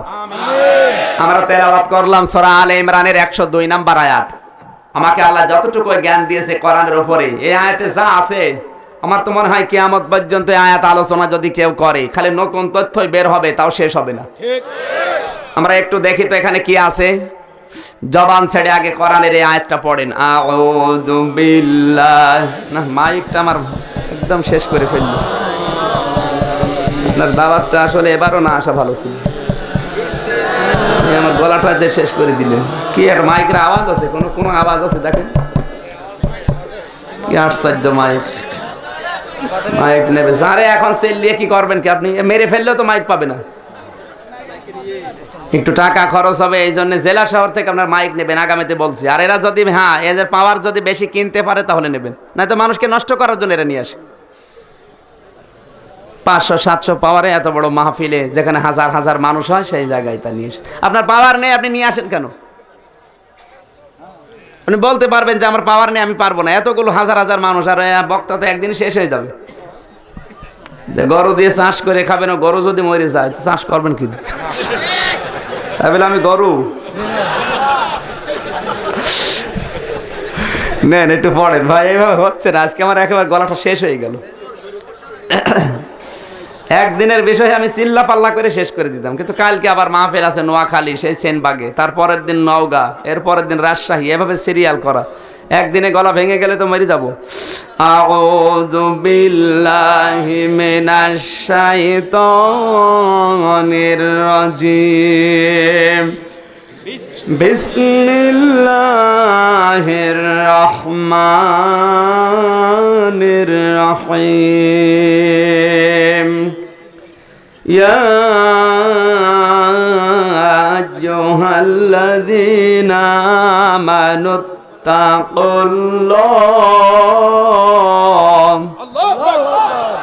হাক্কা তুকাতিহি ওয়া লা তামুতুন্না ইল্লা ওয়া আনতুম মুসলিমুন। আলে ইমরান কোন সূরা?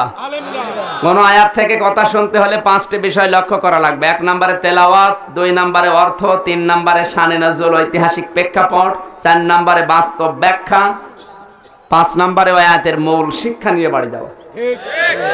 ব্যাখ্যাও কিন্তু বাংলাদেশে বিভিন্ন আয়াতের হচ্ছে, কিন্তু বাস্তবটা না। ওই মানধাত আমলে যা হয়েছে ওইটা।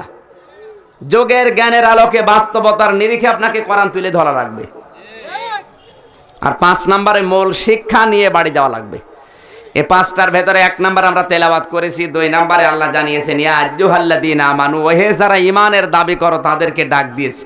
কোন বেঈমানকে আল্লাহ এই আয়াতে ডাক দেয়নি, দিয়েছে? না। আরো জোরে বলেন না। এখন বেঈমান কারা, ঈমানদার কারা, এটা আপনাকে জানা লাগবে। এখানে কোনো বেঈমান যদি থাকেন তাহলে আপনি চলে যাবেন। আমি আপনাকে কোরআন দিয়ে থিওরিটা জানাচ্ছি, যদি মিলে যায় আপনার জীবনের সাথে আপনি চলে যাবেন, আপনার থেকেও লাভ হবে না, কারণ এই আয়াত আপনার জন্য না। ফামাই ইয়াকফুর বিত-তাগুতি ওয়া ইউমিন বিল্লাহ ফাকাদ ইসতামসাকা বিল উরওয়াতিল ওয়াসকা লা ইনফিসামা লাহা ওয়াল্লাহু সামিউন আলিম। সূরা বাকারা 3 নম্বর পারা, 1ম নম্বর পৃষ্ঠা, 13 নম্বর লাইনে 257 নম্বর আয়াত। কথা বোঝা যাচ্ছে? 56 নম্বর, 256 নম্বর আয়াত। আল্লাহ আবার শেষের দিকে আছে। কোন মানুষ যদি ঈমান আনতে চায় আল্লাহর প্রতি, তাহলে 1 নাম্বার তার শর্ত হচ্ছে ফামাই আকফর বে তাগুত, সেজন্য তাগুত ছেড়ে দেয়। কি ছাড়ে? তাগুত ছেড়ে না দিয়ে যদি ঈমানের দাবি করে, তাহলে ওর ঈমানের কোনো মূল্য নেই। আগে আপনাকে তাগুত ছেড়ে দেওয়া লাগবে। এখন তাগুত কি? তাগুতের অর্থ যতগুলো আছে তার 1 নাম্বার এই, আল্লাহর আইন নিজেও মানে না, কেউ মানবে মানতেও দেয় না। যে এরকম লাইনে যারা আছে নিজেরা তো মানেই না, আরো মানুষ মানবে মানতে দেয় না, আরো নষ্ট করে দেয়, এরকম তাগুত দেশে আছে না নেই? এদের সাথে যাদের ওঠা বসা চলাফেরা সম্পর্ক, এদের ঈমান দাবি করলো ঈমান কবুল হয়নি, কারণ ফামাই আকফর বিত তাগুত। আগে তাগুত অস্বীকার করে ছেড়ে দেন, এরপরে ইকমিন বিল্লাহ আল্লাহর প্রতি ঈমান আনেন, ওইটা শক্ত হবে, মজবুত হবে। তাহলে এখানে ঈমানদার বেঈমান পার্থক্য করে দিল কে? আল্লাহ না আমির হামজা দিল ফতোয়া। এখন ঈমানদার আছেন কারা হাত তোলেন, আর বেঈমান কারা আছেন হাত তোলেন। ঈমানদার বেঈমান সব একসাথে হাত তুলছে। আলহামদুলিল্লাহ। না বেঈমান এখানে নেই, আমি জানি, সব ঈমানদার। ঈমানদারকে আল্লাহ ডাক দিয়েছেন। তাফসীরের ভেতরে পড়েছি আল্লাহ যখন দুনিয়ার মানুষকে ডাক দেন তখন বলেন ইয়া আইয়ুহান নাস বা ইয়া আইয়ুহাল ইনসান। আর যখন শুধু ঈমানদারকে ইন্ডিকেট করেন তখন তার কুদরতের হাত এভাবে উঁচা করে ডাকেন ইয়া আইয়ুহাল্লাযীনা আমানু, চিৎকার করে বলেন আল্লাহু আকবার। তাহলে আমাদেরকে আল্লাহ অনেক বেশি ভালোবাসেন, তার কুদরতের হাত উঁচা করে বাবার মতো আদর দিয়ে ডাকতেছেন, ইত্তাকুল্লাহ, আমি আল্লাহকে ভয় করো। এই যে ভয়টা, এই শব্দটা নিয়ে সারা দেশে এখন ভেজাল। আমরা মনে করি আল্লাহর ভয় ওই লোকটার ভেতরে আছে যার জুব্বা বড়, পাগড়ি বড়, বিশাল পাগড়ি মাথায় দিয়ে শুধু ঘন ঘন পান খায়, বড় বড় দাড়ি রেখেছে, এই তাকওয়াবান লোক। না, তাকওয়ার জন্য এগুলো শর্ত না, তাকওয়া মানুষের অন্তরের বিষয়। সবচাইতে বড় তাকওয়াবান ওই লোকটা যে তার কর্মজীবনে সঠিক, যেখানে যে কর্মজীবন পেয়েছে ওই জায়গায় যদিও সঠিক থাকে, আল্লাহ পাক বলেন ওইটাই বড় তাকওয়াবান। আপনি যদি রাস্তা ঝাড়ু দেওয়ার কাজ পান, রাস্তা ঝাড়ু দিয়ে যদি সঠিকভাবে দায়িত্ব পালন করতে পারেন, আপনার মতো বুজুর্গ মানুষ বাংলাদেশে আর নেই। আমরা মনে করি বুজুর্গ আল্লাহর ওলি সবাই 8 রশি চর্ম নাই, দেওয়ানবাগি রাজারবাগি বসে আছে। কে বলিস এগুলো আল্লাহর ওলি? আল্লাহর নবী বলেছেন আল কাসিব হাবিবুল্লাহ, যারা কাজ করে খায় নিজের হাতে, এরা আল্লাহর ওলি। আর ওর কোনো কাজ আছে? শুধু বসে বসে খাওয়া, ও তো শয়তানের ওলি। আল্লাহর ওলি আপনি যান এই চান্দিনা যান, যে লোকটা 2.5 মণ বস্তা ট্রাক থেকে পিঠে করে নামিয়ে আর একটা ভ্যানে তুলে দিচ্ছে, এর চাইতে আল্লাহর ওলি পৃথিবীতে আর নেই। লাকাদ খালাকনাল ইনসানা ফি কাবাদ, মানুষকে আমি বানিয়েছি পরিশ্রম করার জন্য। যার জীবনে কোনো পরিশ্রম নেই, ও কিসের আল্লাহর ওলি?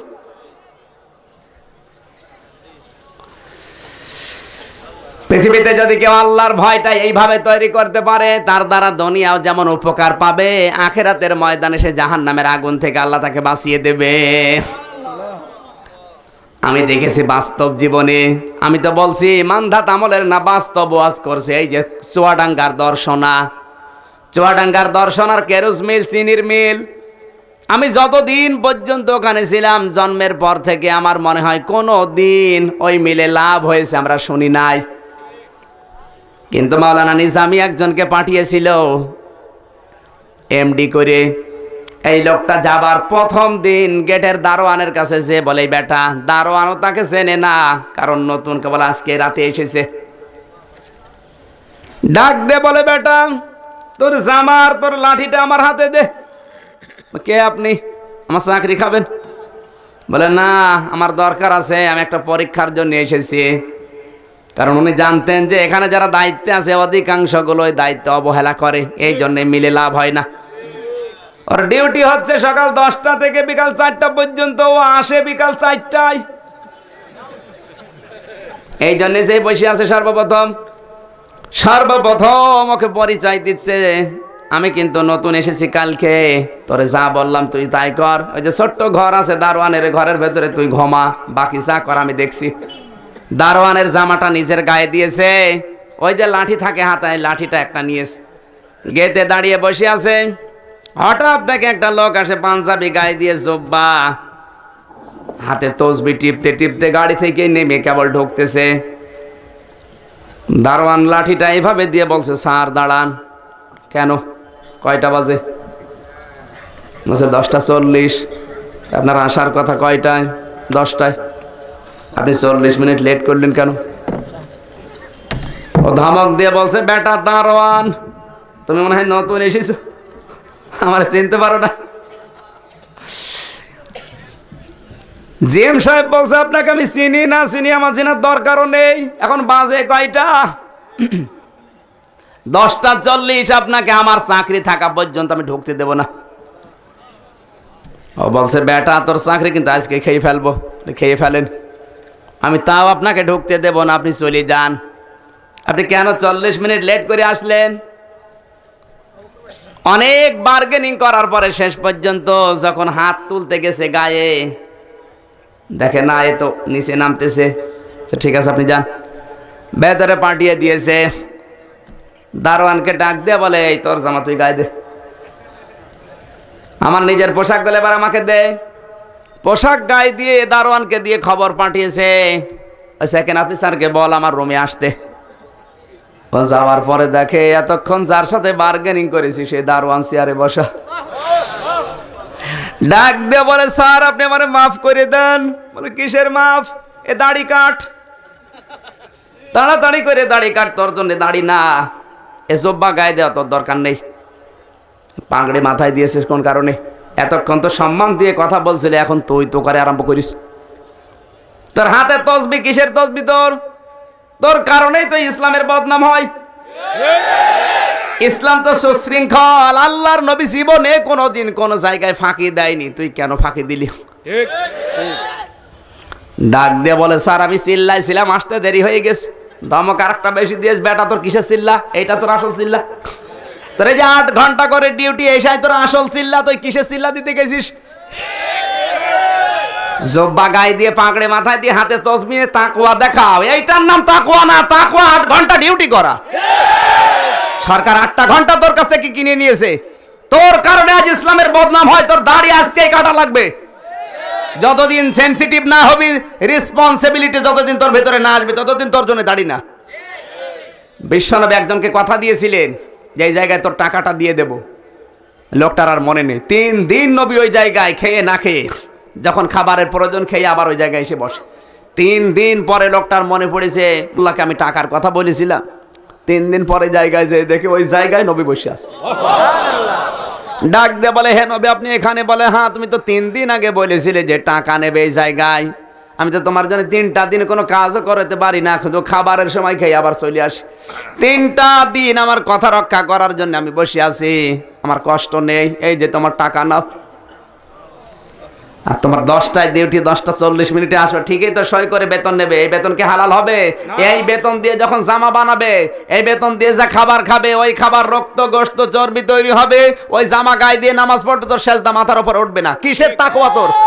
তো তাকওয়া এইটা। 3 দিনের ভেতরে সব রেসপন্সিবিলিটি যখন এসে গেছে, দায়িত্ব যারা যারা পালন করতে কন্ট্রোল হয়েছে, ওই বছরে লাভ হয়েছে 2 কোটি টাকা। জন্মের পর থেকে যে মিল কোনোদিন লাভ দেখাতে পারে নাই, শুধু লস। সরকার শুধু ভর্তুকি দেয়। আর শুধু দায়িত্ব পালন করার জন্য তাকওয়া এর নাম। আমরা তো তাকওয়া বুঝি না। আমরা মনে করি পীর সাহেব জিকির দিয়েছে, খালি 2 বেলা জিকির করবো, তাকওয়া হয়ে গেল। আমাকে রাগ করলেন আপনি? আল্লাহ তার এমনি শব্দটা দেয়নি যে ইত্তাকুল্লাহ, আমাকে ভয় করো, তার মানে এই ভয়। আজ আমরা যে যেখানে আছি ওই জায়গায় থেকে যদি দায়িত্বটা পালন করতে পারতাম। আমি সন্তান, আমাকে বাবা পড়তে দিয়েছে। আমি ছাত্র, আমি ছাত্রী, বাবা মা কষ্ট করে আমারে পাঠিয়েছে। পড়াশোনার নাম নেই, সারাদিন সারা রাত বসে বসে ফিল্ডিং মারি আর ফেসবুক দেখে। এটা তাকওয়া না। এটা তাকওয়া হচ্ছে ওই ছাত্র, ওই ছাত্রী যে তার জীবনকে উপরে তোলার জন্য বাবা মার কষ্টের টাকার দাম দেয়। ওই স্ত্রীকে তাকওয়াবান বলা হয় যে স্ত্রী তার স্বামীর যেগুলো হেফাজত করা দরকার হেফাজত করে। ফাসলিহাতু কানিতাতুন হাফিজাতুল লিল গায়বি বিমা হাফিজাল্লাহ। আল্লাহ যেগুলো তোমাকে হেফাজতের দায়িত্ব দিয়েছে, যে সমস্ত মহিলারা ওগুলো হেফাজত করবে, ওর সবচাইতে বড় তাকওয়াবান। হেফাজত করার দায়িত্ব কি? সন্তান। আপনার মা যারা আছেন এখানে, মেয়েরা, আপনার স্বামীকে, আপনার সন্তানকে আপনি কন্ট্রোল করার জন্য স্বামীর ভয় দেখাবেন মাঝে মাঝে। দেখো তোমার বাবা কিন্তু রাগ করবে, সঠিকভাবে চলো, এই পয়সাগুলো এত কষ্ট করে দেওয়া হয়। 2 নম্বরে, অনেক মেয়েকে আমরা দেখি এক জায়গায় বসলে 2টা কাজ করে মেয়েরা বেশি। 1 নম্বরে শুধু স্বামীর গীবত করে, 2 নম্বরে স্বামীর নাফরমানি করে। গীবত আছে, নাফরমানি আছে, এই 2 কারণে মেয়েরা জাহান্নামে যাবে। অনেক মেয়েকে বলতেও শুনেছি, এলাকায় সবাই আমারে ভালো বলে, শুধু খোকার বাবার কাছে আমি দাম পেলাম না। তোর এলাকার সবাই ভালো বলার দরকার কি? তোর আসল ভালো বলা দরকার তো এই লোকটার। কথা বলে না কেন? এর কাছেই তুমি ভালো না, সারা দেশের কাছে ভালো হয়ে দরকার কি? ও বলে সবাই আমার ভালো জানে, সবাই আমাকে ভালোবাসে, শুধু উনি আমার দেখতে পারে না। একটা স্বামীর মন তুমি জয় করতে পারো না, আল্লাহর মন জয় করবে কি দিয়ে?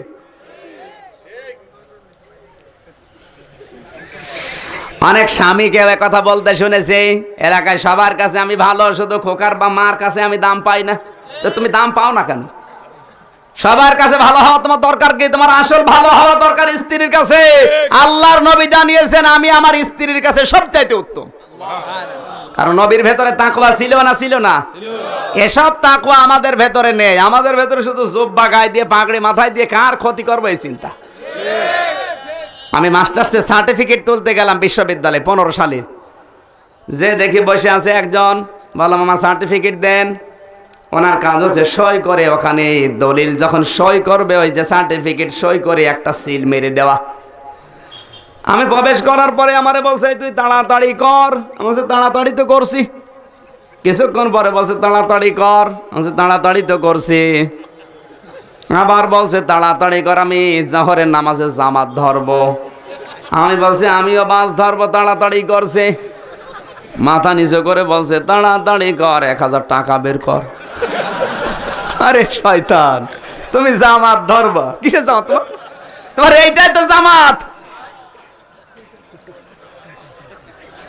8টা ঘন্টা সরকার কিনে নিয়েছে, 32,000 টাকা বেতন দিচ্ছে, এইটা তোর আসল জামাত। কথা বলেন না কেন? এই জামাত পালন না করে 1000 টাকা বের কর, কিয়ামত পর্যন্ত জামাতে নামাজ আদায় করলে একটা সেজদা কবুল হবে না। আজ এই দায়িত্বগুলো দেশে নেই, এই জন্য ডিজিটালের পরিবর্তে টাল হয়ে যাচ্ছে। নাইতে 6 বিঘা থেকে 8,595 বিঘা কি করি হয়? কি বলবো আর? তাকওয়া, কিসের তাকওয়া? আল্লাহ রাব্বুল আলামিন বলেন হাক্কা তুকাতিহি, শুধু তাকওয়া অর্জন করলেই হবে না, আল্লাহকে ভয় করলেই শুধু হবে না, ভয় করার মতো ভয় করা লাগবে। ভয় করার মতো ভয় কি? হাক্কা তুকাতিহির তাফসিরে আমি 27টা পয়েন্ট পেয়েছি। তাফসিরে তাবারির ভেতরে আছে, কোন মানুষ যদি আল্লাহকে ভয় করার মতো ভয় করতে পারে, তাকে 27টা পুরস্কার আল্লাহ দুনিয়ায় দেয়, আর 99টা দেবে আখেরাতে। সুবহানাল্লাহ বলতে পারেন নাই? এবার আমরা পয়েন্ট আকারে একটা একটা করে এগুলো শুনবো, এরপরে বাড়ি যাব। নাকি থাকবেন তো? সারা রাত আমার মাইক ভালো করে দিন, সারা রাত করছি, গলা ভেঙে দিয়েছে আর সারা রাত। 27টা পয়েন্টের 1 নম্বরে তাফসিরে মুফাসসির লিখেছেন, যারা হাক্কা তুকাতিহি করবে, আল্লাহকে ভয় করার মতো ভয় করবে, ওই মানুষের জন্য কোনো বিপদ আপদ যখন আল্লাহ আসবে, পাঠাবে, আল্লাহকে ভয় করার মতো ভয় করার কারণে বিপদ আল্লাহ দূর করে দেবে। যে বিপদগুলো আসতো আপনার কপালে লেখা ছিল, কিন্তু আল্লাহকে ভয় করার কারণে, শুধু ভয় না, ভয় করার মতো ভয়, এরকম ভয় যদি কেউ অর্জন করতে পারে, ওই বিপদ আল্লাহ আসতে দেবে না, ওগুলো আল্লাহ নিজেই নষ্ট করে দেবে। সুবহানাল্লাহ বলতে পারেন নাই? আপনি ঢাকা থেকে গাড়িতে উঠেছেন, সিট পাননি, বিভিন্ন জায়গা ধরে দাঁড়িয়ে আছেন, হঠাৎ যদি বিট বাঁধে, হেল্পার সাহেব কিন্তু বলবে আপনারা যে যা ধরে আছেন আরো শক্ত করে ধরেন। গাড়ির ভেতরে যারা দাঁড়িয়ে থাকে, কিছু না ধরে থাকে, কেউ সিট ধরে থাকে, কেউ কভার ধরে থাকে, কেউ বনার ধরে থাকে, যে যা পেয়েছে তাই ধরে আছে। এরপরও বিট বাঁধলে, কোনো উঁচা জায়গা বাঁধলে হেল্পার কন্ট্রাক্টর এই কথা স্মরণ করায় কেন? তার মানে এখন ঝাঁকি বেশি হবে, যদি ভালো করে না ধরেন পড়ে যাওয়ার সম্ভাবনা আছে। আল্লাহ কিন্তু ইত্তাকুল্লাহ বলার পরে শেষ করে দিতে পারতেন না। আমাকে শুধু ভয় করলেই হবে না, শুধু দায়িত্বগুলো পালন করলেই হবে না, হাক্কা তুকাতিহি, যেভাবে পালন করা দরকার। এই আয়াতটা বুঝেছিলেন যারা আমাদের ইমাম আবু হানিফা রহমতুল্লাহ আলাইহি। কষ্ট হচ্ছে? মাথায় করে কলস নিয়ে যাচ্ছে, হঠাৎ করে রাস্তার মাঝখানে একটা লোক এসে বলে, হুজুর দাঁড়ান, আমার একটা মাসলা আছে, আপনি একটু উত্তর দেন। তিনি ডাক দিয়ে বললেন, ঠিক আছে ভাই। মাথা থেকে কলসটা হাতে এই পার উপরে রাখলেন, পার উপরে রেখে বলছেন, আপনি বলেন তাড়াতাড়ি আপনার প্রশ্ন বলেন। লোকটা ডাক দিয়ে বলে, আমি প্রশ্ন উপরে করব। আপনি মাথা থেকে শুরু করলে হাঁটুর উপরে রাখলেন, সে একই কষ্ট, আপনি ওটা নিচে নামিয়ে রাখেন না কেন? আবু হানিফা রহমতুল্লাহ আলাইহি বলে, আল্লাহর বান্দা, আমি যখন এই কলসটা মাথায় নিয়েছি তখন এর তলা ভেজা ছিল, পানি দিয়ে ভেজা ছিল। এটা যদি আমি এই জমিনের উপরে রাখি, এই জমিনটা তো আমার না। এই নিচে থেকে যদি কিছু মাটি আমার কলসের তলায় উঠে যায়, আমি যদি বাড়ি নিয়ে চলে যাই, মানুষের জমিন, মানুষের মাটি আমি না বলে নিয়ে চলে গেলাম, কারো জিনিস না বলে খাওয়া, না বলে নেওয়া, এর নাম চুরি। তাহলে আমি তো চুরির গোনা করে ফেললাম। যদিও এটা জায়েজ আছে, তারপরও আমি পারবো না। কিয়ামতের ময়দানে যদি আল্লাহ আমারে জিজ্ঞাসা করে, আবু হানিফা, কেন অমক লোকের মাটি তোর কলসের তলায় ছিল, কেন নিয়ে আসলি? লোকটা বলে, হুজুর আমার আর প্রশ্ন করার দরকার নেই, কারণ যে প্রশ্ন করবো উত্তর আমি আগেই পেয়ে গেছি। এর নাম হাক্কা তুকাতিহি। দুনিয়ায় বিপদ আপদ আসবে, কিন্তু যারা আল্লাহকে ভয় করার নীতি অবলম্বন করবে, ওই বিপদটা আমার আল্লাহ আগে থেকেই দূর করে দেবে। খলিফাতুল মুসলিমিন হযরত ওমরের জীবনী পড়লাম। তিনি যখন খলিফার দায়িত্ব নিলেন, ঘোষণা দিয়ে দিলেন, মদ আজকে থেকে ঢোল পিটিয়ে দিলাম, মাইকিং করে দিলাম, এলান করে দিলাম, মদ প্রকাশ্যে সব জায়গায় হারাম, কেউ আর মদ খায় না। একজন যুবক গোপনে এক জায়গা থেকে 2 বোতল মদ নিয়েছে, 1 বোতল নিজে খেয়েছে, আর 1 বোতল বগলের তলায় নিয়ে যাচ্ছে বাড়ির দিকে। সন্ধ্যা ঘনিয়ে এসেছে, পাহাড়ের বাদদের দিয়ে যায়, হঠাৎ করে অন্ধকারের ভেতরে ছায়া ছায়া দেখতে পায় একজন লোককে। ডাক দিয়েছে, এই বেটা, কে তুই? কণ্ঠের আওয়াজ শোনার পরে লোকটার মাতলামি ভালো হয়ে গেছে, কারণ হযরত ওমরের কণ্ঠ এমন তেজস্বী ছিল, শয়তান পর্যন্ত ওই রাস্তা দিয়ে আসতো না যে রাস্তায় হযরত ওমর যেত। যেহেতু মদ খেয়ে মাতাল হয়ে গেছে, কণ্ঠ শুনেছে ওমরের, ওর মাতলামি ভালো হয়ে গেছে। কাছে যখন আসে তত স্পষ্ট মনে হয় খলিফাতুল মুসলিমিন হযরত ওমর। কাছে যাওয়ার পরে জিজ্ঞাসা করছে, কে তুই? তোর বাড়ি কোথায়? কোথায় যাস? তোর কাছে ওইটা কি? চিন্তা করছে, এখন যদি বলে আমার বাড়ি অমুক জায়গায় মদিনার আকিক নামক বাজার থেকে আমি মদ কিনে গোপনে খেয়েছি, আর একটা বাড়ি যেয়ে খাবো বলি, তাহলে এই কাল্লাটা আর বাড়ি যাবে না, এই ময়দানে কাল্লা পড়ে যাবে। ডাক দিয়ে বলে, খলিফাতুল মুসলিমিন আমিরুল মুমিনিন, আপনি কি মনে করবেন জানি না, আমি আমার বোনের বাড়িতে যাচ্ছি, আমার মা আমাকে 1 বোতল গরম দুধ দিয়েছে, বেশি গরম, এই জন্য চাদর দিয়ে ঢেকে রেখেছি। হযরত ওমর বললে, দেখি তোর দুধ, দেখি কেমন গরম। চিন্তা করছে, আল্লাহ ভালো, কথাই তো বলা ভালো ছিল, সত্য কথা না বলে এতক্ষণ মাথা থাকতো, এখন আর মাথা থাকবে না। বলে, তোরা চাদর উল্টা কর, দেখি তোর দুধটা কেমন গরম, আমি একটু দেখবো। সঙ্গে সঙ্গে যুবক ওই মুহূর্তে চোখ বন্ধ করে আমার আল্লাহকে ডাক দিয়েছে, রব্বুল আলামিন, তুমি এই কঠিন বিপদ থেকে যদি আজকে বাঁচিয়ে দিতে পারো, তোমার নামে আমি এই মুহূর্তে তওবা করলাম, জীবনে কোনোদিন আর মদ খাবো না। আল্লাহ পাক বলেন, আমাকে যারা ভয় করার নীতি অবলম্বন করবে, এটা সূরা ফুরকানের ভেতরে আমি পেয়েছি। সূরা ফুরকানের ভেতরে কোরআনে কারিমে আল্লাহ 1500 বছর আগে দলিলটা দিয়েছেন, ইয়া আইয়ুহাল্লাযীনা আমানু তাকুল্লাহা ইন তাত্তাকুল্লাহা ইয়াজআল লাকুম ফুরকানা ويكفر عنكم سيئاتكم ويغفر لكم والله ذو الفضل العظيم। সূরা আনফালের 29 নম্বর আয়াতে আছে, ওহে যারা ইমানের দাবি করো তাদেরকে বলছি, যদি আমাকে ভয় করার নীতি অবলম্বন করো, ইয়াজআল্লাকুম ফুরকানা, দুনিয়ায় চলাফেরার করার জন্য হক কোনটা বাতিল কোনটা আমি আল্লাহ তোমাকে এই ভয়ের মাধ্যমে অনুধাবন করার শক্তি দিয়ে দেব। এটা পার্থক্য করার মতো ক্ষমতা তুমি পেয়ে যাবে, যেটা সত্য এটা মিথ্যা। 2 নাম্বার, ইউকাফির আনকুম সাজ্জিয়াতিকুম ওয়া ইয়াগফির লাকুম, তোমাদের জীবনে যত অপরাধ ছিল আমি আল্লাহ ওই মুহূর্তে সব অপরাধ মাফ করে দেব। লোকটা দোয়া করেছে, আল্লাহ তুমি এই কঠিন বিপদ থেকে যদি বাঁচাতে পারো, তোমাকে ভয় করেই বলছি জীবনে কোনোদিন আমি আর মদ খাবো না। হযরত ওমর বলেন, দেখি তোর বোতলটা। হাত বাড়িয়ে দিয়েছে, লোকটা চাদরের তলা থেকে বোতল বের করবে কতটুকু সময়, মাত্র কয়েক সেকেন্ড। আল্লাহ পাক ডাক দিয়েছে, জিবরাইল কোথায়? আমার এই বান্দা আমাকে ভয় করে ডাক দিয়েছে, আমি আল্লাহ আর বসে নেই। হযরত ওমরের হাতে মদের বোতল যাওয়ার আগেই দুধ বানিয়ে দে। হযরত ওমরের হাতে দিয়ে দিয়েছে, ও কিন্তু চোখ বন্ধ করে আছে, আমার না জানি আজকে কল্লা নাই। হযরত ওমর বোতলটা হাতে নিয়ে দেখে দুধ ঠিক আছে, গরমও ঠিক আছে। হাতের উপর একটু নিয়ে খাবারের মতো করে খেলেন, তাও ঠিক আছে। ডাক দিয়ে বলে, আল্লাহর বান্দা এই নাও তোমার দুধ, চলে যাও বোনের বাড়িতে। লোকটার কিন্তু আর দিক দাঁড়া ঠিক নেই, দুধ মানে ফিরিয়ে দিচ্ছে, মানে আমার তো কল্লা ফেলে দেওয়া দরকার। ডাক দিয়ে বলে, আমিরুল মুমিনিন কি করেন আপনি? ফেরত দিলেন? বলে, হ্যাঁ দুধ তো ঠিকই আছে। লোকটা মদের বোতলটা দুধের বোতল হয়ে গেছে, ওটার দিকে খেয়াল নেই, ফেলে দিয়ে সঙ্গে সঙ্গে ওমরের পা জড়িয়ে ধরেছে, খলিফা আমারে মাফ করে দেন। কেন? তুমি তো যা বললে মিলে গেছে। লোকটা বলে, খলিফা না, কিছুই মেলে নাই, আমি কিন্তু মদ আসলেই খেয়েছিলাম।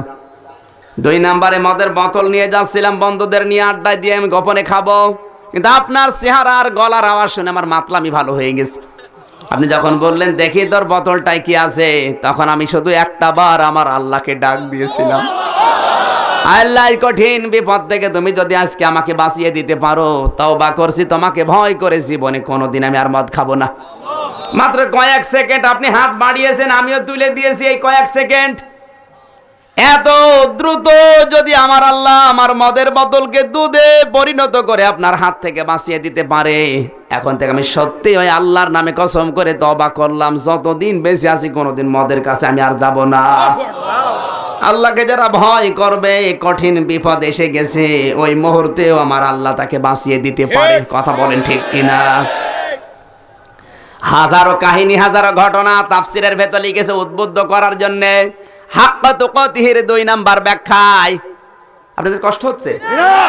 আল্লাহ পাক বলেন, যারা হাক্কা তুকাতিহি শুরু করবে, ওই মানুষগুলোকে এমন জায়গায় পৌঁছিয়ে দেব যেখানে পৌঁছানো তার দ্বারা সম্ভব ছিল না।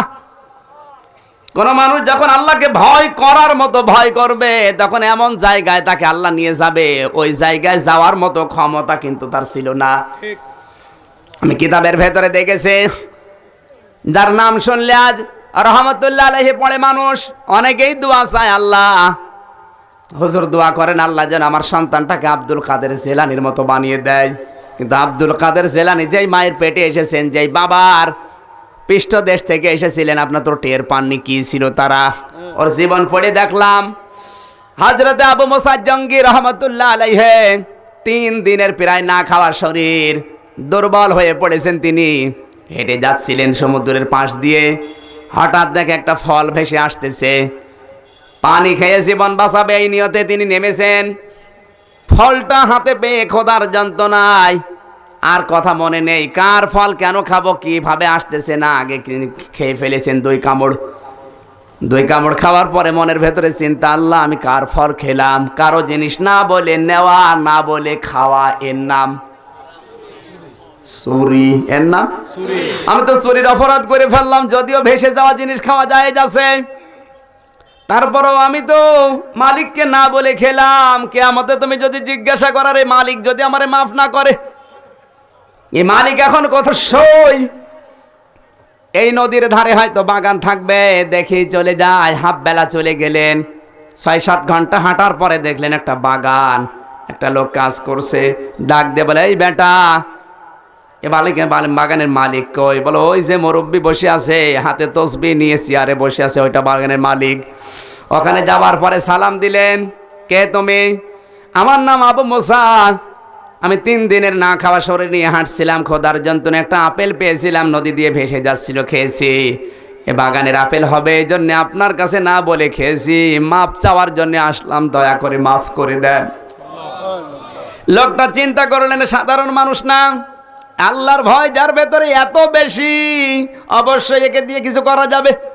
ডাক দিয়ে বলে, আল্লাহর বান্দা, তোমার আমি মাফ করতে পারি, কিন্তু বাগানের মালিক তো আসলে আমি না, বাগানের মালিক আমার মেয়ে। দেখি আমার মেয়ে কি বলে। মাত্র 4 বছর বয়স মেয়ের। বাড়ির ভেতরে যাওয়ার পরে মেয়ের আবার মা নেই, মারা গেছে। বাড়ির ভেতরে যাওয়ার পরে জিজ্ঞাসা করছে, মেয়েটাকে ছোট মানুষ 4 বছর বয়স, কি বসে আর কি বলবে। বাড়ির ভেতর থেকে ঘুরে এসে বলছে, বাবা মেয়ের কাছে জিজ্ঞাসা করলাম, মেয়ে তো মাফ করতে রাজি না। কেন? তুমি যদি মাপ পেতে চাও, আমার মেয়ে বলেছে 12 বছর তোমাকে আমার বাড়ি কাজ করা লাগবে। 12টা বছর যদি কাজ করতে পারো, এরপরে আমার মেয়ে সিদ্ধান্ত নিয়েছে তোমাকে মাফ করে দেবে। বলে 12 বছর? বলে হ্যাঁ ঠিক আছে, আমি রাজি, কারণ আমার দাবি যদি আপনারা না ছাড়েন, আল্লাহ আমার দাবি ছাড়বে না। ভয়ের চোটে রাজি হয়ে গেছে, 12টা বছর কাজ করেছে। মেয়ের বাবা আব্দুল কাদের জেলানী রহমতুল্লাহ আলাইহির নানা 12টা বছর তার কর্মকাণ্ড দেখেছেন যে কি করে কাজ করে। যতগুলো কাজ তাকে দিয়েছে, কোনো কাজে সে 2 নাম্বারই করে নাই। এখান থেকে একটা শিক্ষা পাওয়া যায়, আজ আমরা যারা বিভিন্ন জায়গায় কর্মজীবনে লেগে আছি, আপনি যদি কর্মজীবনে সঠিকভাবে দায়িত্ব পালন করেন, অনেক কিছু কিন্তু অনেক সময় মাঝে মাঝে আসবে অবৈধভাবে। কিন্তু আল্লাহকে ভয় করে যদি আপনি টিকে থাকতে পারেন ওই ময়দানে, আপনি যদি 10 লাখ টাকা ছেড়ে দেন, 50 লাখ টাকার মালিক আপনাকে ওই ভয়ের কারণে বানাবে। এটার বাস্তব প্রমাণ আমার মেজ চাচা, কত কোটি কোটি টাকা তার হাতে কাজ কারবার হয়। ওই যে চুয়াডাঙ্গার 2 আসনের এমপি ছিল মোসাম্মেল হক হাজী সাহেব, মারা গেছে। তাল্লো স্পিনিং মিলের মালিক, কয়েকটা ফ্যাক্টরি আছে, যে বঙ্গজ বিস্কুটের মালিক। চাচা বলছে, আমি কোটি কোটি টাকায় 2 হাত দিয়ে তার নাড়াচাড়া করেছি, কারণ এত বিশ্বাস করতো। আমি যদি একটু মন 2 নাম্বারই করতাম, তো কত কোটি টাকার মালিক আমি হয়ে যেতে পারতাম। কিন্তু আল্লাহ আমি ওইটা করি নাই। কিন্তু না করে আমি যে অশান্তিতে আছি তা না, ওর চাইতে অনেক দিক থেকে আমার আল্লাহ আমাকে সুখে রেখেছে। আমি মনে হয় যেটা বলতে চাই আপনি বোঝেননি, আপনাকে সঠিক হওয়া লাগবে। দুনিয়ার সব পেয়েছেন, কিন্তু আমার আল্লাহর ভালোবাসা মহব্বত এখন আপনি পাননি, আপনি এখনো কিছুই পাননি। 12টা বছর তার কাজকর্ম গতিবিধি লক্ষ্য করার পর 12 বছর এদিকে, আর মেয়ের বয়স 4 বছর হয়ে গেল কত। এবার ডাক দিয়ে বলে, আমার তো 12 বছর হয়ে গেছে, আমি এবার চলে যাই। বলে না, তুমি যদি চলে যেতে চাও তাহলে আমার মেয়েটাকে বিয়ে করা লাগবে। কি বলেন আপনি? 12 বছর আপনার বাড়ির অবস্থা কি আমি জানি না, আপনার মেয়ে কোন অবস্থায় তাও জানি না। আমি বিয়ে করবো, আমার মা বাবার বাড়ি অনেক দূরে, পরিচয় নেই আপনাদের, আমি এখনো কথাবার্তারা বলি নাই। বলে না, বিয়ে যদি না করো, আমার মেয়ে বলেছে তোমারে মাফ করবে না। শেষ পর্যন্ত বলে, ঠিক আছে আমি রাজি, আপনারা মাফ না করলে আমার তো উপায় নেই। মেয়ের বাবা বলছে, তুমি রাজি হয়ে গেলে, আমার মেয়ে কিন্তু অন্ধ, ন্যাংড়া, বোবা, পাগল। চিন্তা করছে এমএ বিয়ে করে করবো কি। বলে না, বাঁচতে যদি চাও আখেরাতে আল্লাহর আদালত থেকে, তাহলে এই মেয়ে বিয়ে করা লাগবে। আল্লাহর ভয়ে কাঁদতে কাঁদতে অস্থির হয়ে গেছে। বলে ঠিক আছে আমি রাজি, কারণ আপনারা আমার দাবি যদি না ছাড়েন, দুনিয়ায় বেশি আমি করব কি। বাসর ঘরে যাবার পরে দেখে যেগুলো পরিচয় দিয়েছে বাবা একটাও মেলে নাই। দৌড় দিচ্ছে বাসর ঘর থেকে। স্ত্রীর নাম ছিল ফাতিমা। ডাক দিয়ে বলে, স্বামী আমার, আপনি বের হয়ে যাবেন না, দাঁড়ান। আমার বাবা যা বলেছিল একটাও মেলে নাই। বলে হ্যাঁ, আসলে আমার বাবা যা বলেছে সব ঠিক আছে। বাবা আমাকে বলেছিল আপনার কথা, যে আমি নাকি অন্ধ। আমার বাবা ঠিক বলেছে, কারণ যেদিন আপনি আমার বাড়িতে এসেছিলেন, ওই 4 বছর থেকে এই যে 16 বছর বয়স পর্যন্ত আজ আমি এই চোখ দিয়ে কোনো পরপুরুষকে দেখি নাই। সুবহানাল্লাহ বলেন। এরকম মেয়ে এখন ঘরে ঘরে। এমনি তোমার পেটে আব্দুল কাদের জেলানী আসবে না? বিয়ের আগে 14টা প্রেম করা শেষ, তোমার পেটে আব্দুল কাদের জেলানী আসবে, আসবে ডিপ জল। মেয়েদের পেট ভালো করা লাগবে। চোখের দৃষ্টি বড় মারাত্মক। চোখ পড়ে না, চোখের পলক। কি তোমার রূপের ঝলক। জোরে বলেন সুবহানাল্লাহ। এই কাজ করতে করতে তুমি বড় হচ্ছ, আর তোমার পেটে আল্লাহ আব্দুল কাদের জিলানী দেবে। অত পাগল হয়ে গেছে আল্লাহ। কার পেটে আব্দুল কাদের আসে একটু তাকাও। মা বোন যারা এসেছেন আপনাদেরকে বলছে, আল্লাহর নবীর খলিফা হযরতে ওমর ডাক দিয়ে বলেছেন, পৃথিবীর মানুষেরা যার ঘরের ভেতরে একটা আল্লাহওয়ালা মেয়ে মানুষ, আল্লাহর ভয় আলা মেয়ে মানুষ আছে, ওটা মেয়ে না, ওটা জান্নাতের টুকরা। স্ত্রী ডাক দিয়ে বলে, স্বামী আমার বাবা বলেছিল আমি কালা, আসলে আমি কালা। আমার এই প্রাপ্ত বয়স হওয়া পর্যন্ত আজও আমি কারো গেবত এই কান দিয়ে শুনি নাই। আর মেয়েরা আজ এক জায়গায় বসলেই শুধু গেবত। যদি প্রমাণ পেতে চান আপনি কিন্ডারগার্টেনে যান, আপনি দেখবেন বাচ্চার সাথে মা ফিরি। বাচ্চা যাচ্ছে, বাচ্চার ওজন 12 কেজি, পেছনে যে ব্যাগ আছে ব্যাগের ওজন 16 কেজি। বাচ্চা নিয়ে পারে না, মা নিয়ে যাচ্ছে, তার মানে বাচ্চার সাথে মা ফিরি। এরকম অবস্থা যাদের, তাদের পরিবারটাও আসমানে ঝোল খাচ্ছে। এই মেয়েগুলো সব এক জায়গায় হয়, 14 বাড়ি 14টা মা যখন এক জায়গায় হয়, আপনি দেখবেন শুধু স্বামীর গেবদ। ও বোতরটা কেমন, বলে তুই আর বলবি না, আমি বাঁচি না। শুরু হয়ে গেল একটা একটা করে। ওদিকে 4 ঘন্টা ক্লাস চলছে ছেলের মেয়ের, আর এরা এই 4 ঘন্টা কি চালাচ্ছে। আপনি কি মনে করছেন হুজুর কিছু জানেন? আমি নিজে দেখেছি বিভিন্ন ক্যাডেট স্কুলগুলোতে, কিন্ডারগার্টেনে আপনি যান, এগুলোই হচ্ছে এখন বেশি। এই জন্য অধিকাংশ পরিবার থেকে সাহাবায়ে কেরামের মতো যে শান্তি চলে যাচ্ছে। 3 নাম্বার, আমার বাবা বলেছে আমি ন্যাংরা, আসলে আমি ন্যাংরা। এই 16 বছর পর্যন্ত আমার যেহেতু মা নেই, আমি কোনো দিন এই পা দিয়ে হেঁটে কোনো পরপুরুষের কাছে যাইনি। এই মায়ের পেটে দিয়েছিল আল্লাহ এরকম আল্লাহওয়ালা সন্তান। আমি যেটা বোঝাতে চাচ্ছিলাম এই জীবন থেকে, আমার জীবনই বলা উদ্দেশ্য না, আমার একটা শিক্ষা বের করা উদ্দেশ্য। হযরতে আব্দুল কাদের জিলানীর বাবা আবু মুসা জঙ্গি একটা গরিবের সন্তান, কিন্তু কোন জায়গা থেকে আল্লাহ মালিক সহ মেয়ে সহ বাগান সহ তার জীবনে দিয়ে দিল, একটাই কারণ, তিনি ভয় করেছিলেন। ভয় করার মতো কাকে? আজ আমরা যারা গরিব মানুষ, উনি যদি আল্লাহকে ভয় করার মাধ্যমে তার ভাগ্যের পরিবর্তন করতে পারে। আমাদের জীবনে অনেকে হতাশার পাহাড় জমা হয়ে আছে, দুঃখের পাহাড়, যন্ত্রণার পাহাড় জমা হয়ে আছে। আল্লাহকে যদি আমরা ভয় করার মতো ভয় করতে পারি, আমার মনে হয় এই সমস্ত বিপদ আপদ পাহাড় কালো মেঘ আল্লাহ দূর করে হযরতে আব্দুল কাদের জিলানীর বাবার মতো আমাদেরকেও আল্লাহ কিছু দিতে পারে। আশা করছি আজটা এইভাবে যদি আমরা বাস্তব জীবনে মিলাতে পারতাম, জীবনটা পরিবর্তন হয়ে যেত। ওয়ালা তামুতুন্না ইল্লা ওয়া আনতুম মুসলিমুন, ওই পর্যন্ত মৃত্যুবরণ করবা না যতক্ষণ পর্যন্ত মুসলমান হতে না পারো। কি হতে না পারো? এখানে মুসলিম শব্দটা এসেছে ইসলাম থেকে। সিলমুন সালমুন, আত্মসমর্পণ করা, আনুগত্য করা। আজ আমরা মুসলমান না হয়ে যদি মারা যাই, কোরআনে কারিমে 3 জায়গায় আল্লাহ আয়াত দিয়ে জানিয়েছেন, কুল্লু নাফসিন যায়িকাতুল মাউত। 3 জায়গায় কোরআনে আছে এটা। মরা লাগবে, কারণ জীবন যাদের দিয়েছি তাদের মরা লাগবে, মাস্ট বি। কেউ রেহাই পায়নি। কথা বলে না কেন? আমার তো মাঝে মাঝে একা এখন যখন থাকি, একা যখন বসি, তখন আমার চিন্তা হয়, আল্লাহ এত কিছু আমাকে দিচ্ছ, তামাম দুনিয়ার মালিক আমাকে বানিয়ে দিলে, আমি যদি কিয়ামত পর্যন্ত হায়াত পাই, তারপরেও তো মরা লাগবে। কথা বলে না কেন? এজন্য কোরআনে কারিমে যেখানে মওতের কথা আছে, সেই জায়গায় দেখবেন আল্লাহ আগে হায়াত আর মওতের কথা বলতে গিয়ে মওতের কথা আগে দিয়েছেন। আল্লাযী খালাকাল মাউতা ওয়াল হায়াতা লিয়াবলুয়াকুম আইয়ুকুম আহসানু আমালা। আগে কিন্তু মওতের কথা। কিসের কথা? আল্লাহ দিতে পারতেন না? আল্লাযী খালাকাল হায়াতা ওয়াল মাউতা দিতে পারতেন না? আল্লাযী খালাকাল মাউতা ওয়াল হায়াতা দিয়েছেন। কেন মরণের কথা আগে দিলেন? তাফসিরে মুফাসসির লিখেছেন, পৃথিবীর মানুষেরা তোমরা যা করো না কেন, যত চিন্তা ভাবনা করো, যত বছর ক্ষমতায় থাকার নিয়ত করো, এই নিয়ত সব সময় করবা যে মরা লাগবে। এই চিন্তা যদি কারো ভেতরে আসে, ওর জীবন উশৃঙ্খল হবে না, মানুষের জীবন মেরে খাবে না। এই কথা বলে না কেন?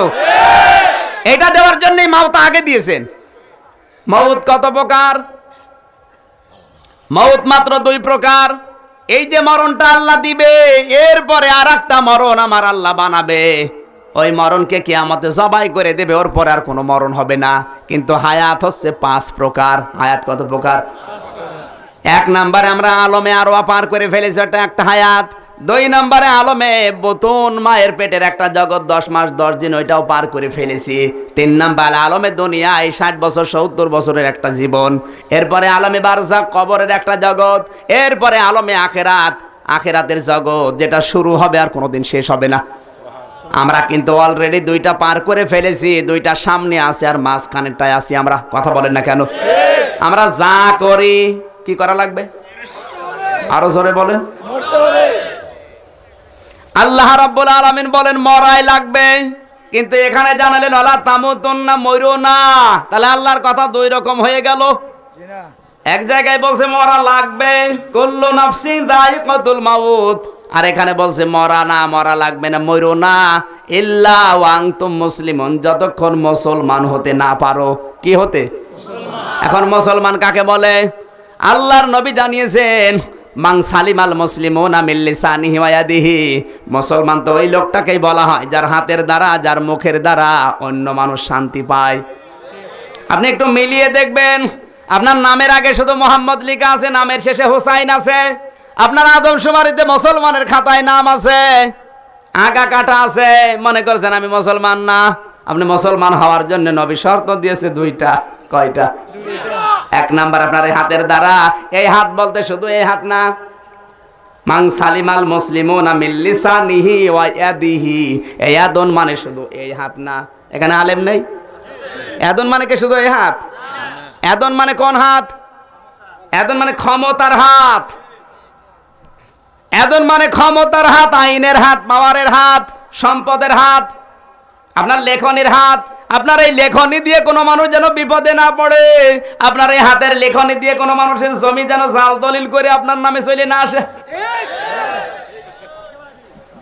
কত মানুষ ক্ষমতার হাত দিয়ে, চোখের ইশারা দিয়ে, হাতের ইশারা দিয়ে কত মানুষের জীবন নাশ করে দিচ্ছে।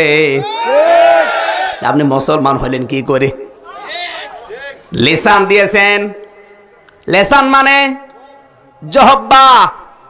আপনার জহব্বার দ্বারা এমন কোন কথা বের হবে না যে কথার দ্বারা মানবতার ক্ষতি হয়, যে কথার দ্বারা, একটা কথার দ্বারা লক্ষ মানুষের জীবন যায়।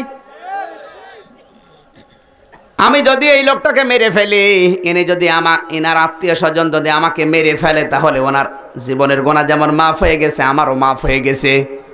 কারণ কুতিবা আলাইকুমুল কিসাসু ফিল কাতলা, হত্যার বদলে হত্যা করো, 2জনেই মাফ পেয়ে গেছে।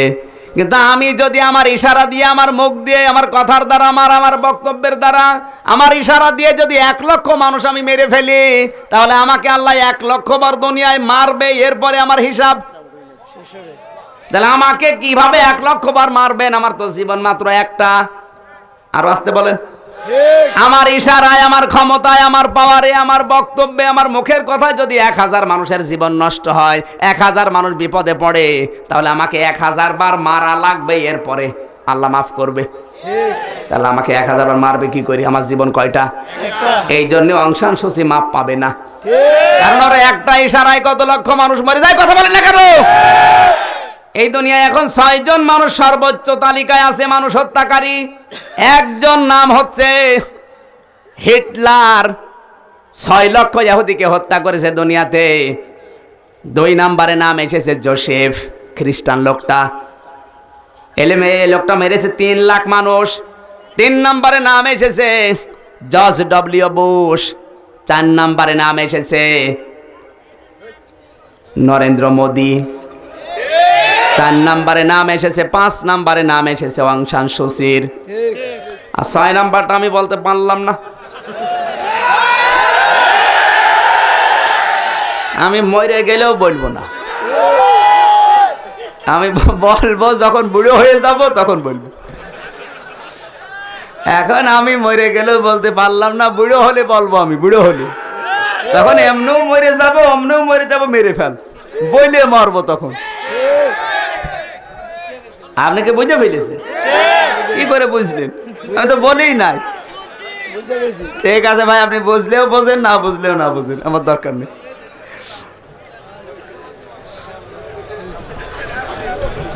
আজ মুসলমানদেরকে তামাম দুনিয়াতে পিটানো হচ্ছে, মার দেওয়া হচ্ছে, অথচ আমরাই নাকি সন্ত্রাসী।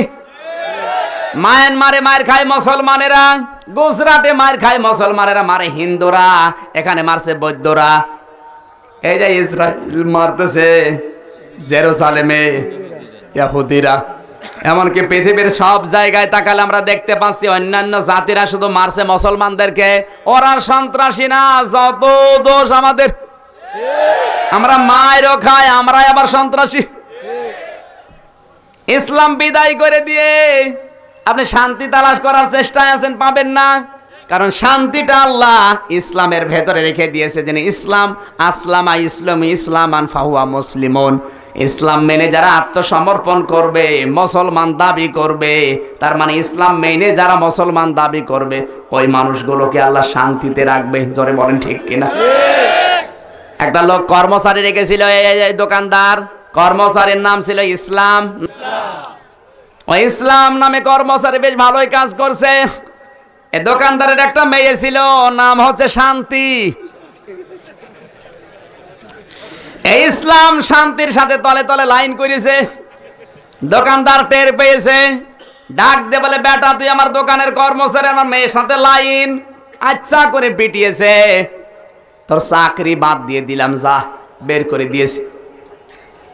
ইসলাম ডাক দে বলে, দেখে তোমার শান্তি থাকে কয়দিন?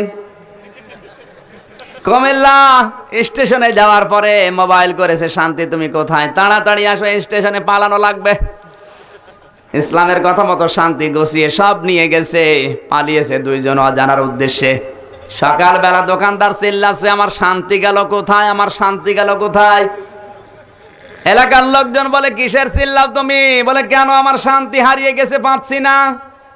লোকজন বলে, তোমার শান্তি খোঁজ করার আগে বলো দেখি তোমার দোকানের কর্মচারী ইসলাম কোথায়? বলে, ওকে তো কালকেই বিদায় করে দিয়েছে পিটিয়ে। লোকজন বলে, তোমার মাথা খারাপ, তুমি কি পাগল না ছাগল? ইসলাম পিটিয়ে বিদায় করে দিলে শান্তি তালাশ করো। ইসলাম আছে যেখানে, শান্তি আছে সেখানে।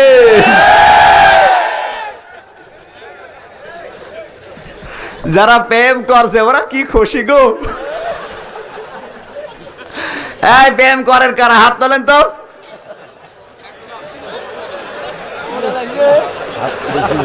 না, হাত তোলার দরকার ছিল বিবাহিত মানুষদের, কারণ বিয়ের করার পরে যদি কেউ স্ত্রীর সাথে প্রেম করে ওটা ফরজ। আর বিয়ের আগে প্রেম করা কি? আরো জোরে বলেন। আল্লাহর নবী বিয়ে করার পরে প্রেম করেছেন না বিয়ের আগে? নবীজি বলেন, আমার স্ত্রী আয়েশাকে আমি কপালে চুম্বন করেছি। এখানে হাজারো মানুষ আছে, বর কপালে চুমা খাওয়া দূরের কথা, আমি বললাম না। এখানে একজন মানুষ এমন হাত তোলেন তো জীবনে একদিনও বোর গায়ে হাত তোলেননি? একজন, দুইজন। এই হাত তুলেছেন কোন কারণে? বিয়ে করেছেন? আলহামদুলিল্লাহ। না, আমি হাসির খোরাকি দেয়নি। এদিকে তাকান তো ভাই, মাত্র কয়েকজন হাত তুললো, জীবনে বউ মারিনি। এ হুজুর হাত তুলতে পারেনি, এই যে, নাকি বিয়ে করেনি? এই যে এত বড় বড় হুজুর হাত তুললো না কেন? তার মানে ওনারা মারে। আমিও তুলতে পারলাম না। ও জিনিস না মেরে থাকা যায়? সারাদিন কাজ নেই, রাত নেই, খালি বসে বসে সিরিয়াল দেখে। তুমি আসবে বলে তোমায় আমায় মিলে প্রতিদান, ভজ গোবিন্দ, এগুলো দেখতেছে আর নিজের শরীরের সাথে মিলাচ্ছে। মেয়েদের এখন যে পোশাক, অধিকাংশ পোশাক ভারতের সিরিয়ালের সাথে মিল করে রাখে। এমন ব্লাউজ বানিয়েছে, ব্লাউজের কোনো হাতা নেই, পেট মনে হয় ফুটবল খেলার মাঠ। এদিক থেকে একটা ফিতা, ওই দিক থেকে আর একটা ফিতা, মাঝখানে গেরো দিয়েছে। এরকম ব্লাউজ বানানো জায়েজ নেই। মেয়েদের পোশাক হবে ঢিলা ঢালা। মেয়েদের পোশাক সর্বোত্তম সুন্নাতি পোশাক হচ্ছে সালোয়ার কামিজ। হাত পর্যন্ত থাকবে হাতা, পা পর্যন্ত থাকবে লম্বা, এর নিচে ছায়া ব্লাউজ, ছায়া আর পায়জামা পরা লাগবে, মাথাটা ওড়না দিয়ে ঢেকে রাখা লাগবে। তাহলে তার নামাজও হবে, সুন্নত হবে, ফরজ আদায় হবে। এসব কায়দায় পোশাক না বানিয়ে যদি এই পেট উল্টা পাল্টা এরকম কোন ব্লাউজ কেউ বানায়, তাহলে কিয়ামতের দিন ওই পাখির সাথে আপনার হাসর হবে। এক কথা বলেন না কেন? আর এমন জামা বানিয়েছে, বুকের উপর আবার লেখাই এক বুক জ্বালা। সুবহানাল্লাহ না নাউজুবিল্লাহ? নাউজুবিল্লাহ তো এখানে, আর রাস্তাঘাটে সুবহানাল্লাহ। ওগুলো দেখে যদি একটু চোখ টিপ দেয় তখন দোষ হয় আমাদের। তুমি সব উল্টা পাল্টা করে বের হও, আমি একটু চোখও টিপ দিতে পারবো না, চোখ আমি বন্ধ করে রাখবো। এখন যদি বলেন হুজুর আমরা দেখি বিভিন্ন কায়দায়, আপনি কোন কায়দায় দেখেন? কুষ্টিয়ার বড় বাজার থেকে যদি রিকশায় উঠি, সামনে দেখবেন বিশাল মাঠ, আপনি কখন চোখ বন্ধ করে কতক্ষণ থাকবেন? চোখ বন্ধ করে থাকলে তো অ্যাক্সিডেন্ট হবে।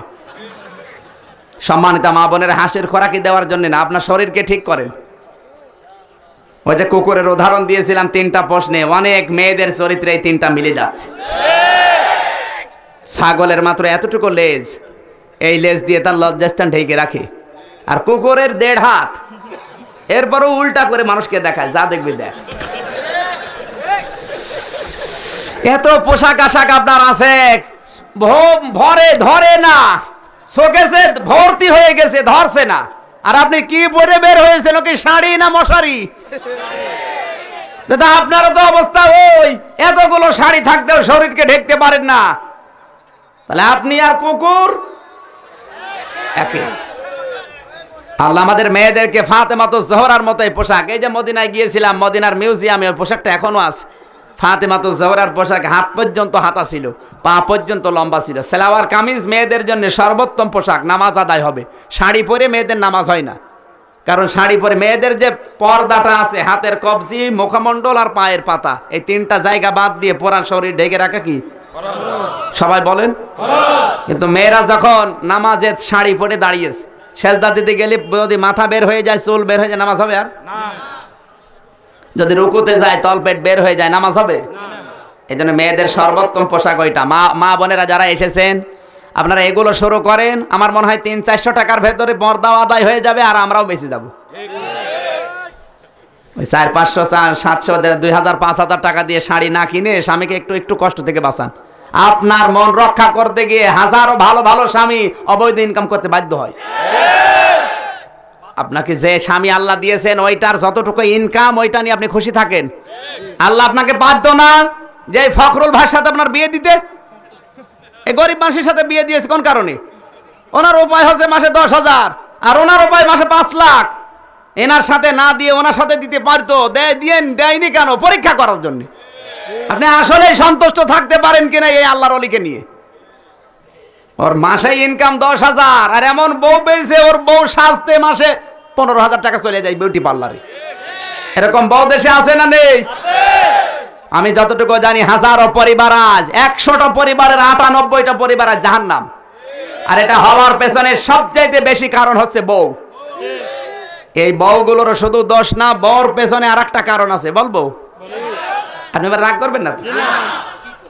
অধিকাংশ পুরুষ মানুষগুলো তার বউর কারণে আলাদা হয়, আর এই বউ শুধু ফ্যাক্টর না, বউকে বাধ্য করে ওই বউর মা আর বোন বারবার ওখান থেকে শুধু রিলে করে, এই আলাদা হয়ে যা, আলাদা হয়ে যা, আলামে খেতে পারবে। এরকম বুদ্ধি দেওয়ার মতো মা আর বোন আছে না নেই? মেয়েদের সংসার ভাঙার জন্য অধিকাংশ বর, মা আর বোন দায়ী, আমি যতটুকু বুঝি। কারা কারা একমত আছেন হাত তোলেন তো। এই বিয়ে করো নিটের পাশে কি করে? এরা হাত তুললে না, বোঝা যায়। ভাইয়ের বউ আছে সেইটাই হাত তুলছে উনি, ওইটাই ওনার ভাগ আছে। আশা করছি মা বোনদের হাসির ছলে যদিও কথাগুলো বলেছি, মা বোনেরা শিক্ষা নেবেন। আপনি মুসলমান হিসাবে আপনি মনে করছেন শুধুমাত্র নামাজ পড়া, রোজা রাখা, পর্দা করা, না, এগুলোই মুসলমানের শুধু কাজ না। আপনার মুখের দ্বারা, আপনার হাতের দ্বারা যেন মানুষ শান্তি পায়, অশান্তিতে না থাকে।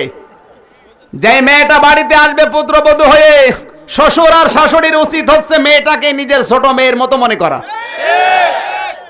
আর যে মেয়েটা পুত্রবধূ হয়ে আসবে, ওর উচিত এই শ্বশুর শাশুড়িকে নিজের মা বাবার মতো নয় করা। নিজের মা বাবা দোষ করলে আপনি মাফ করে দিন, আর শ্বশুর শাশুড়ি মুরব্বী মানুষ কিছু করলে আগে ছেলের কানে কানে তুলে দেয়। এরকম বউ আছে না নেই? কার কার বউ এরকম? হাত তোলেন তো ভাই। সবাই। তাহলে আর ওয়াজ করে কি করবো? দরকার নেই ওয়াজ করা। মা বোনেরা, আপনাদের জন্য এটাও ইসলাম। ইসলাম শুধু নামাজ পড়া না, শুধু রোজা করা না, পারিবারিক জীবনে মুআমালাত, মুআশারাত ইসলাম। ওয়ালা তামুতুন্না ইল্লা ওয়া আনতুম মুসলিমুন। আমরা মুসলমান না হয়ে যেন মৃত্যুবরণ না করি, মুসলমান হয়ে মরার তৌফিক আল্লাহ আমাদেরকে দান করেন। আরো জোরে বলেন আমিন। বারাকাল্লাহু লানা ওয়া লাকুম ফিল কোরআনিল আযীম। আল্লাহুম্মা আমিন।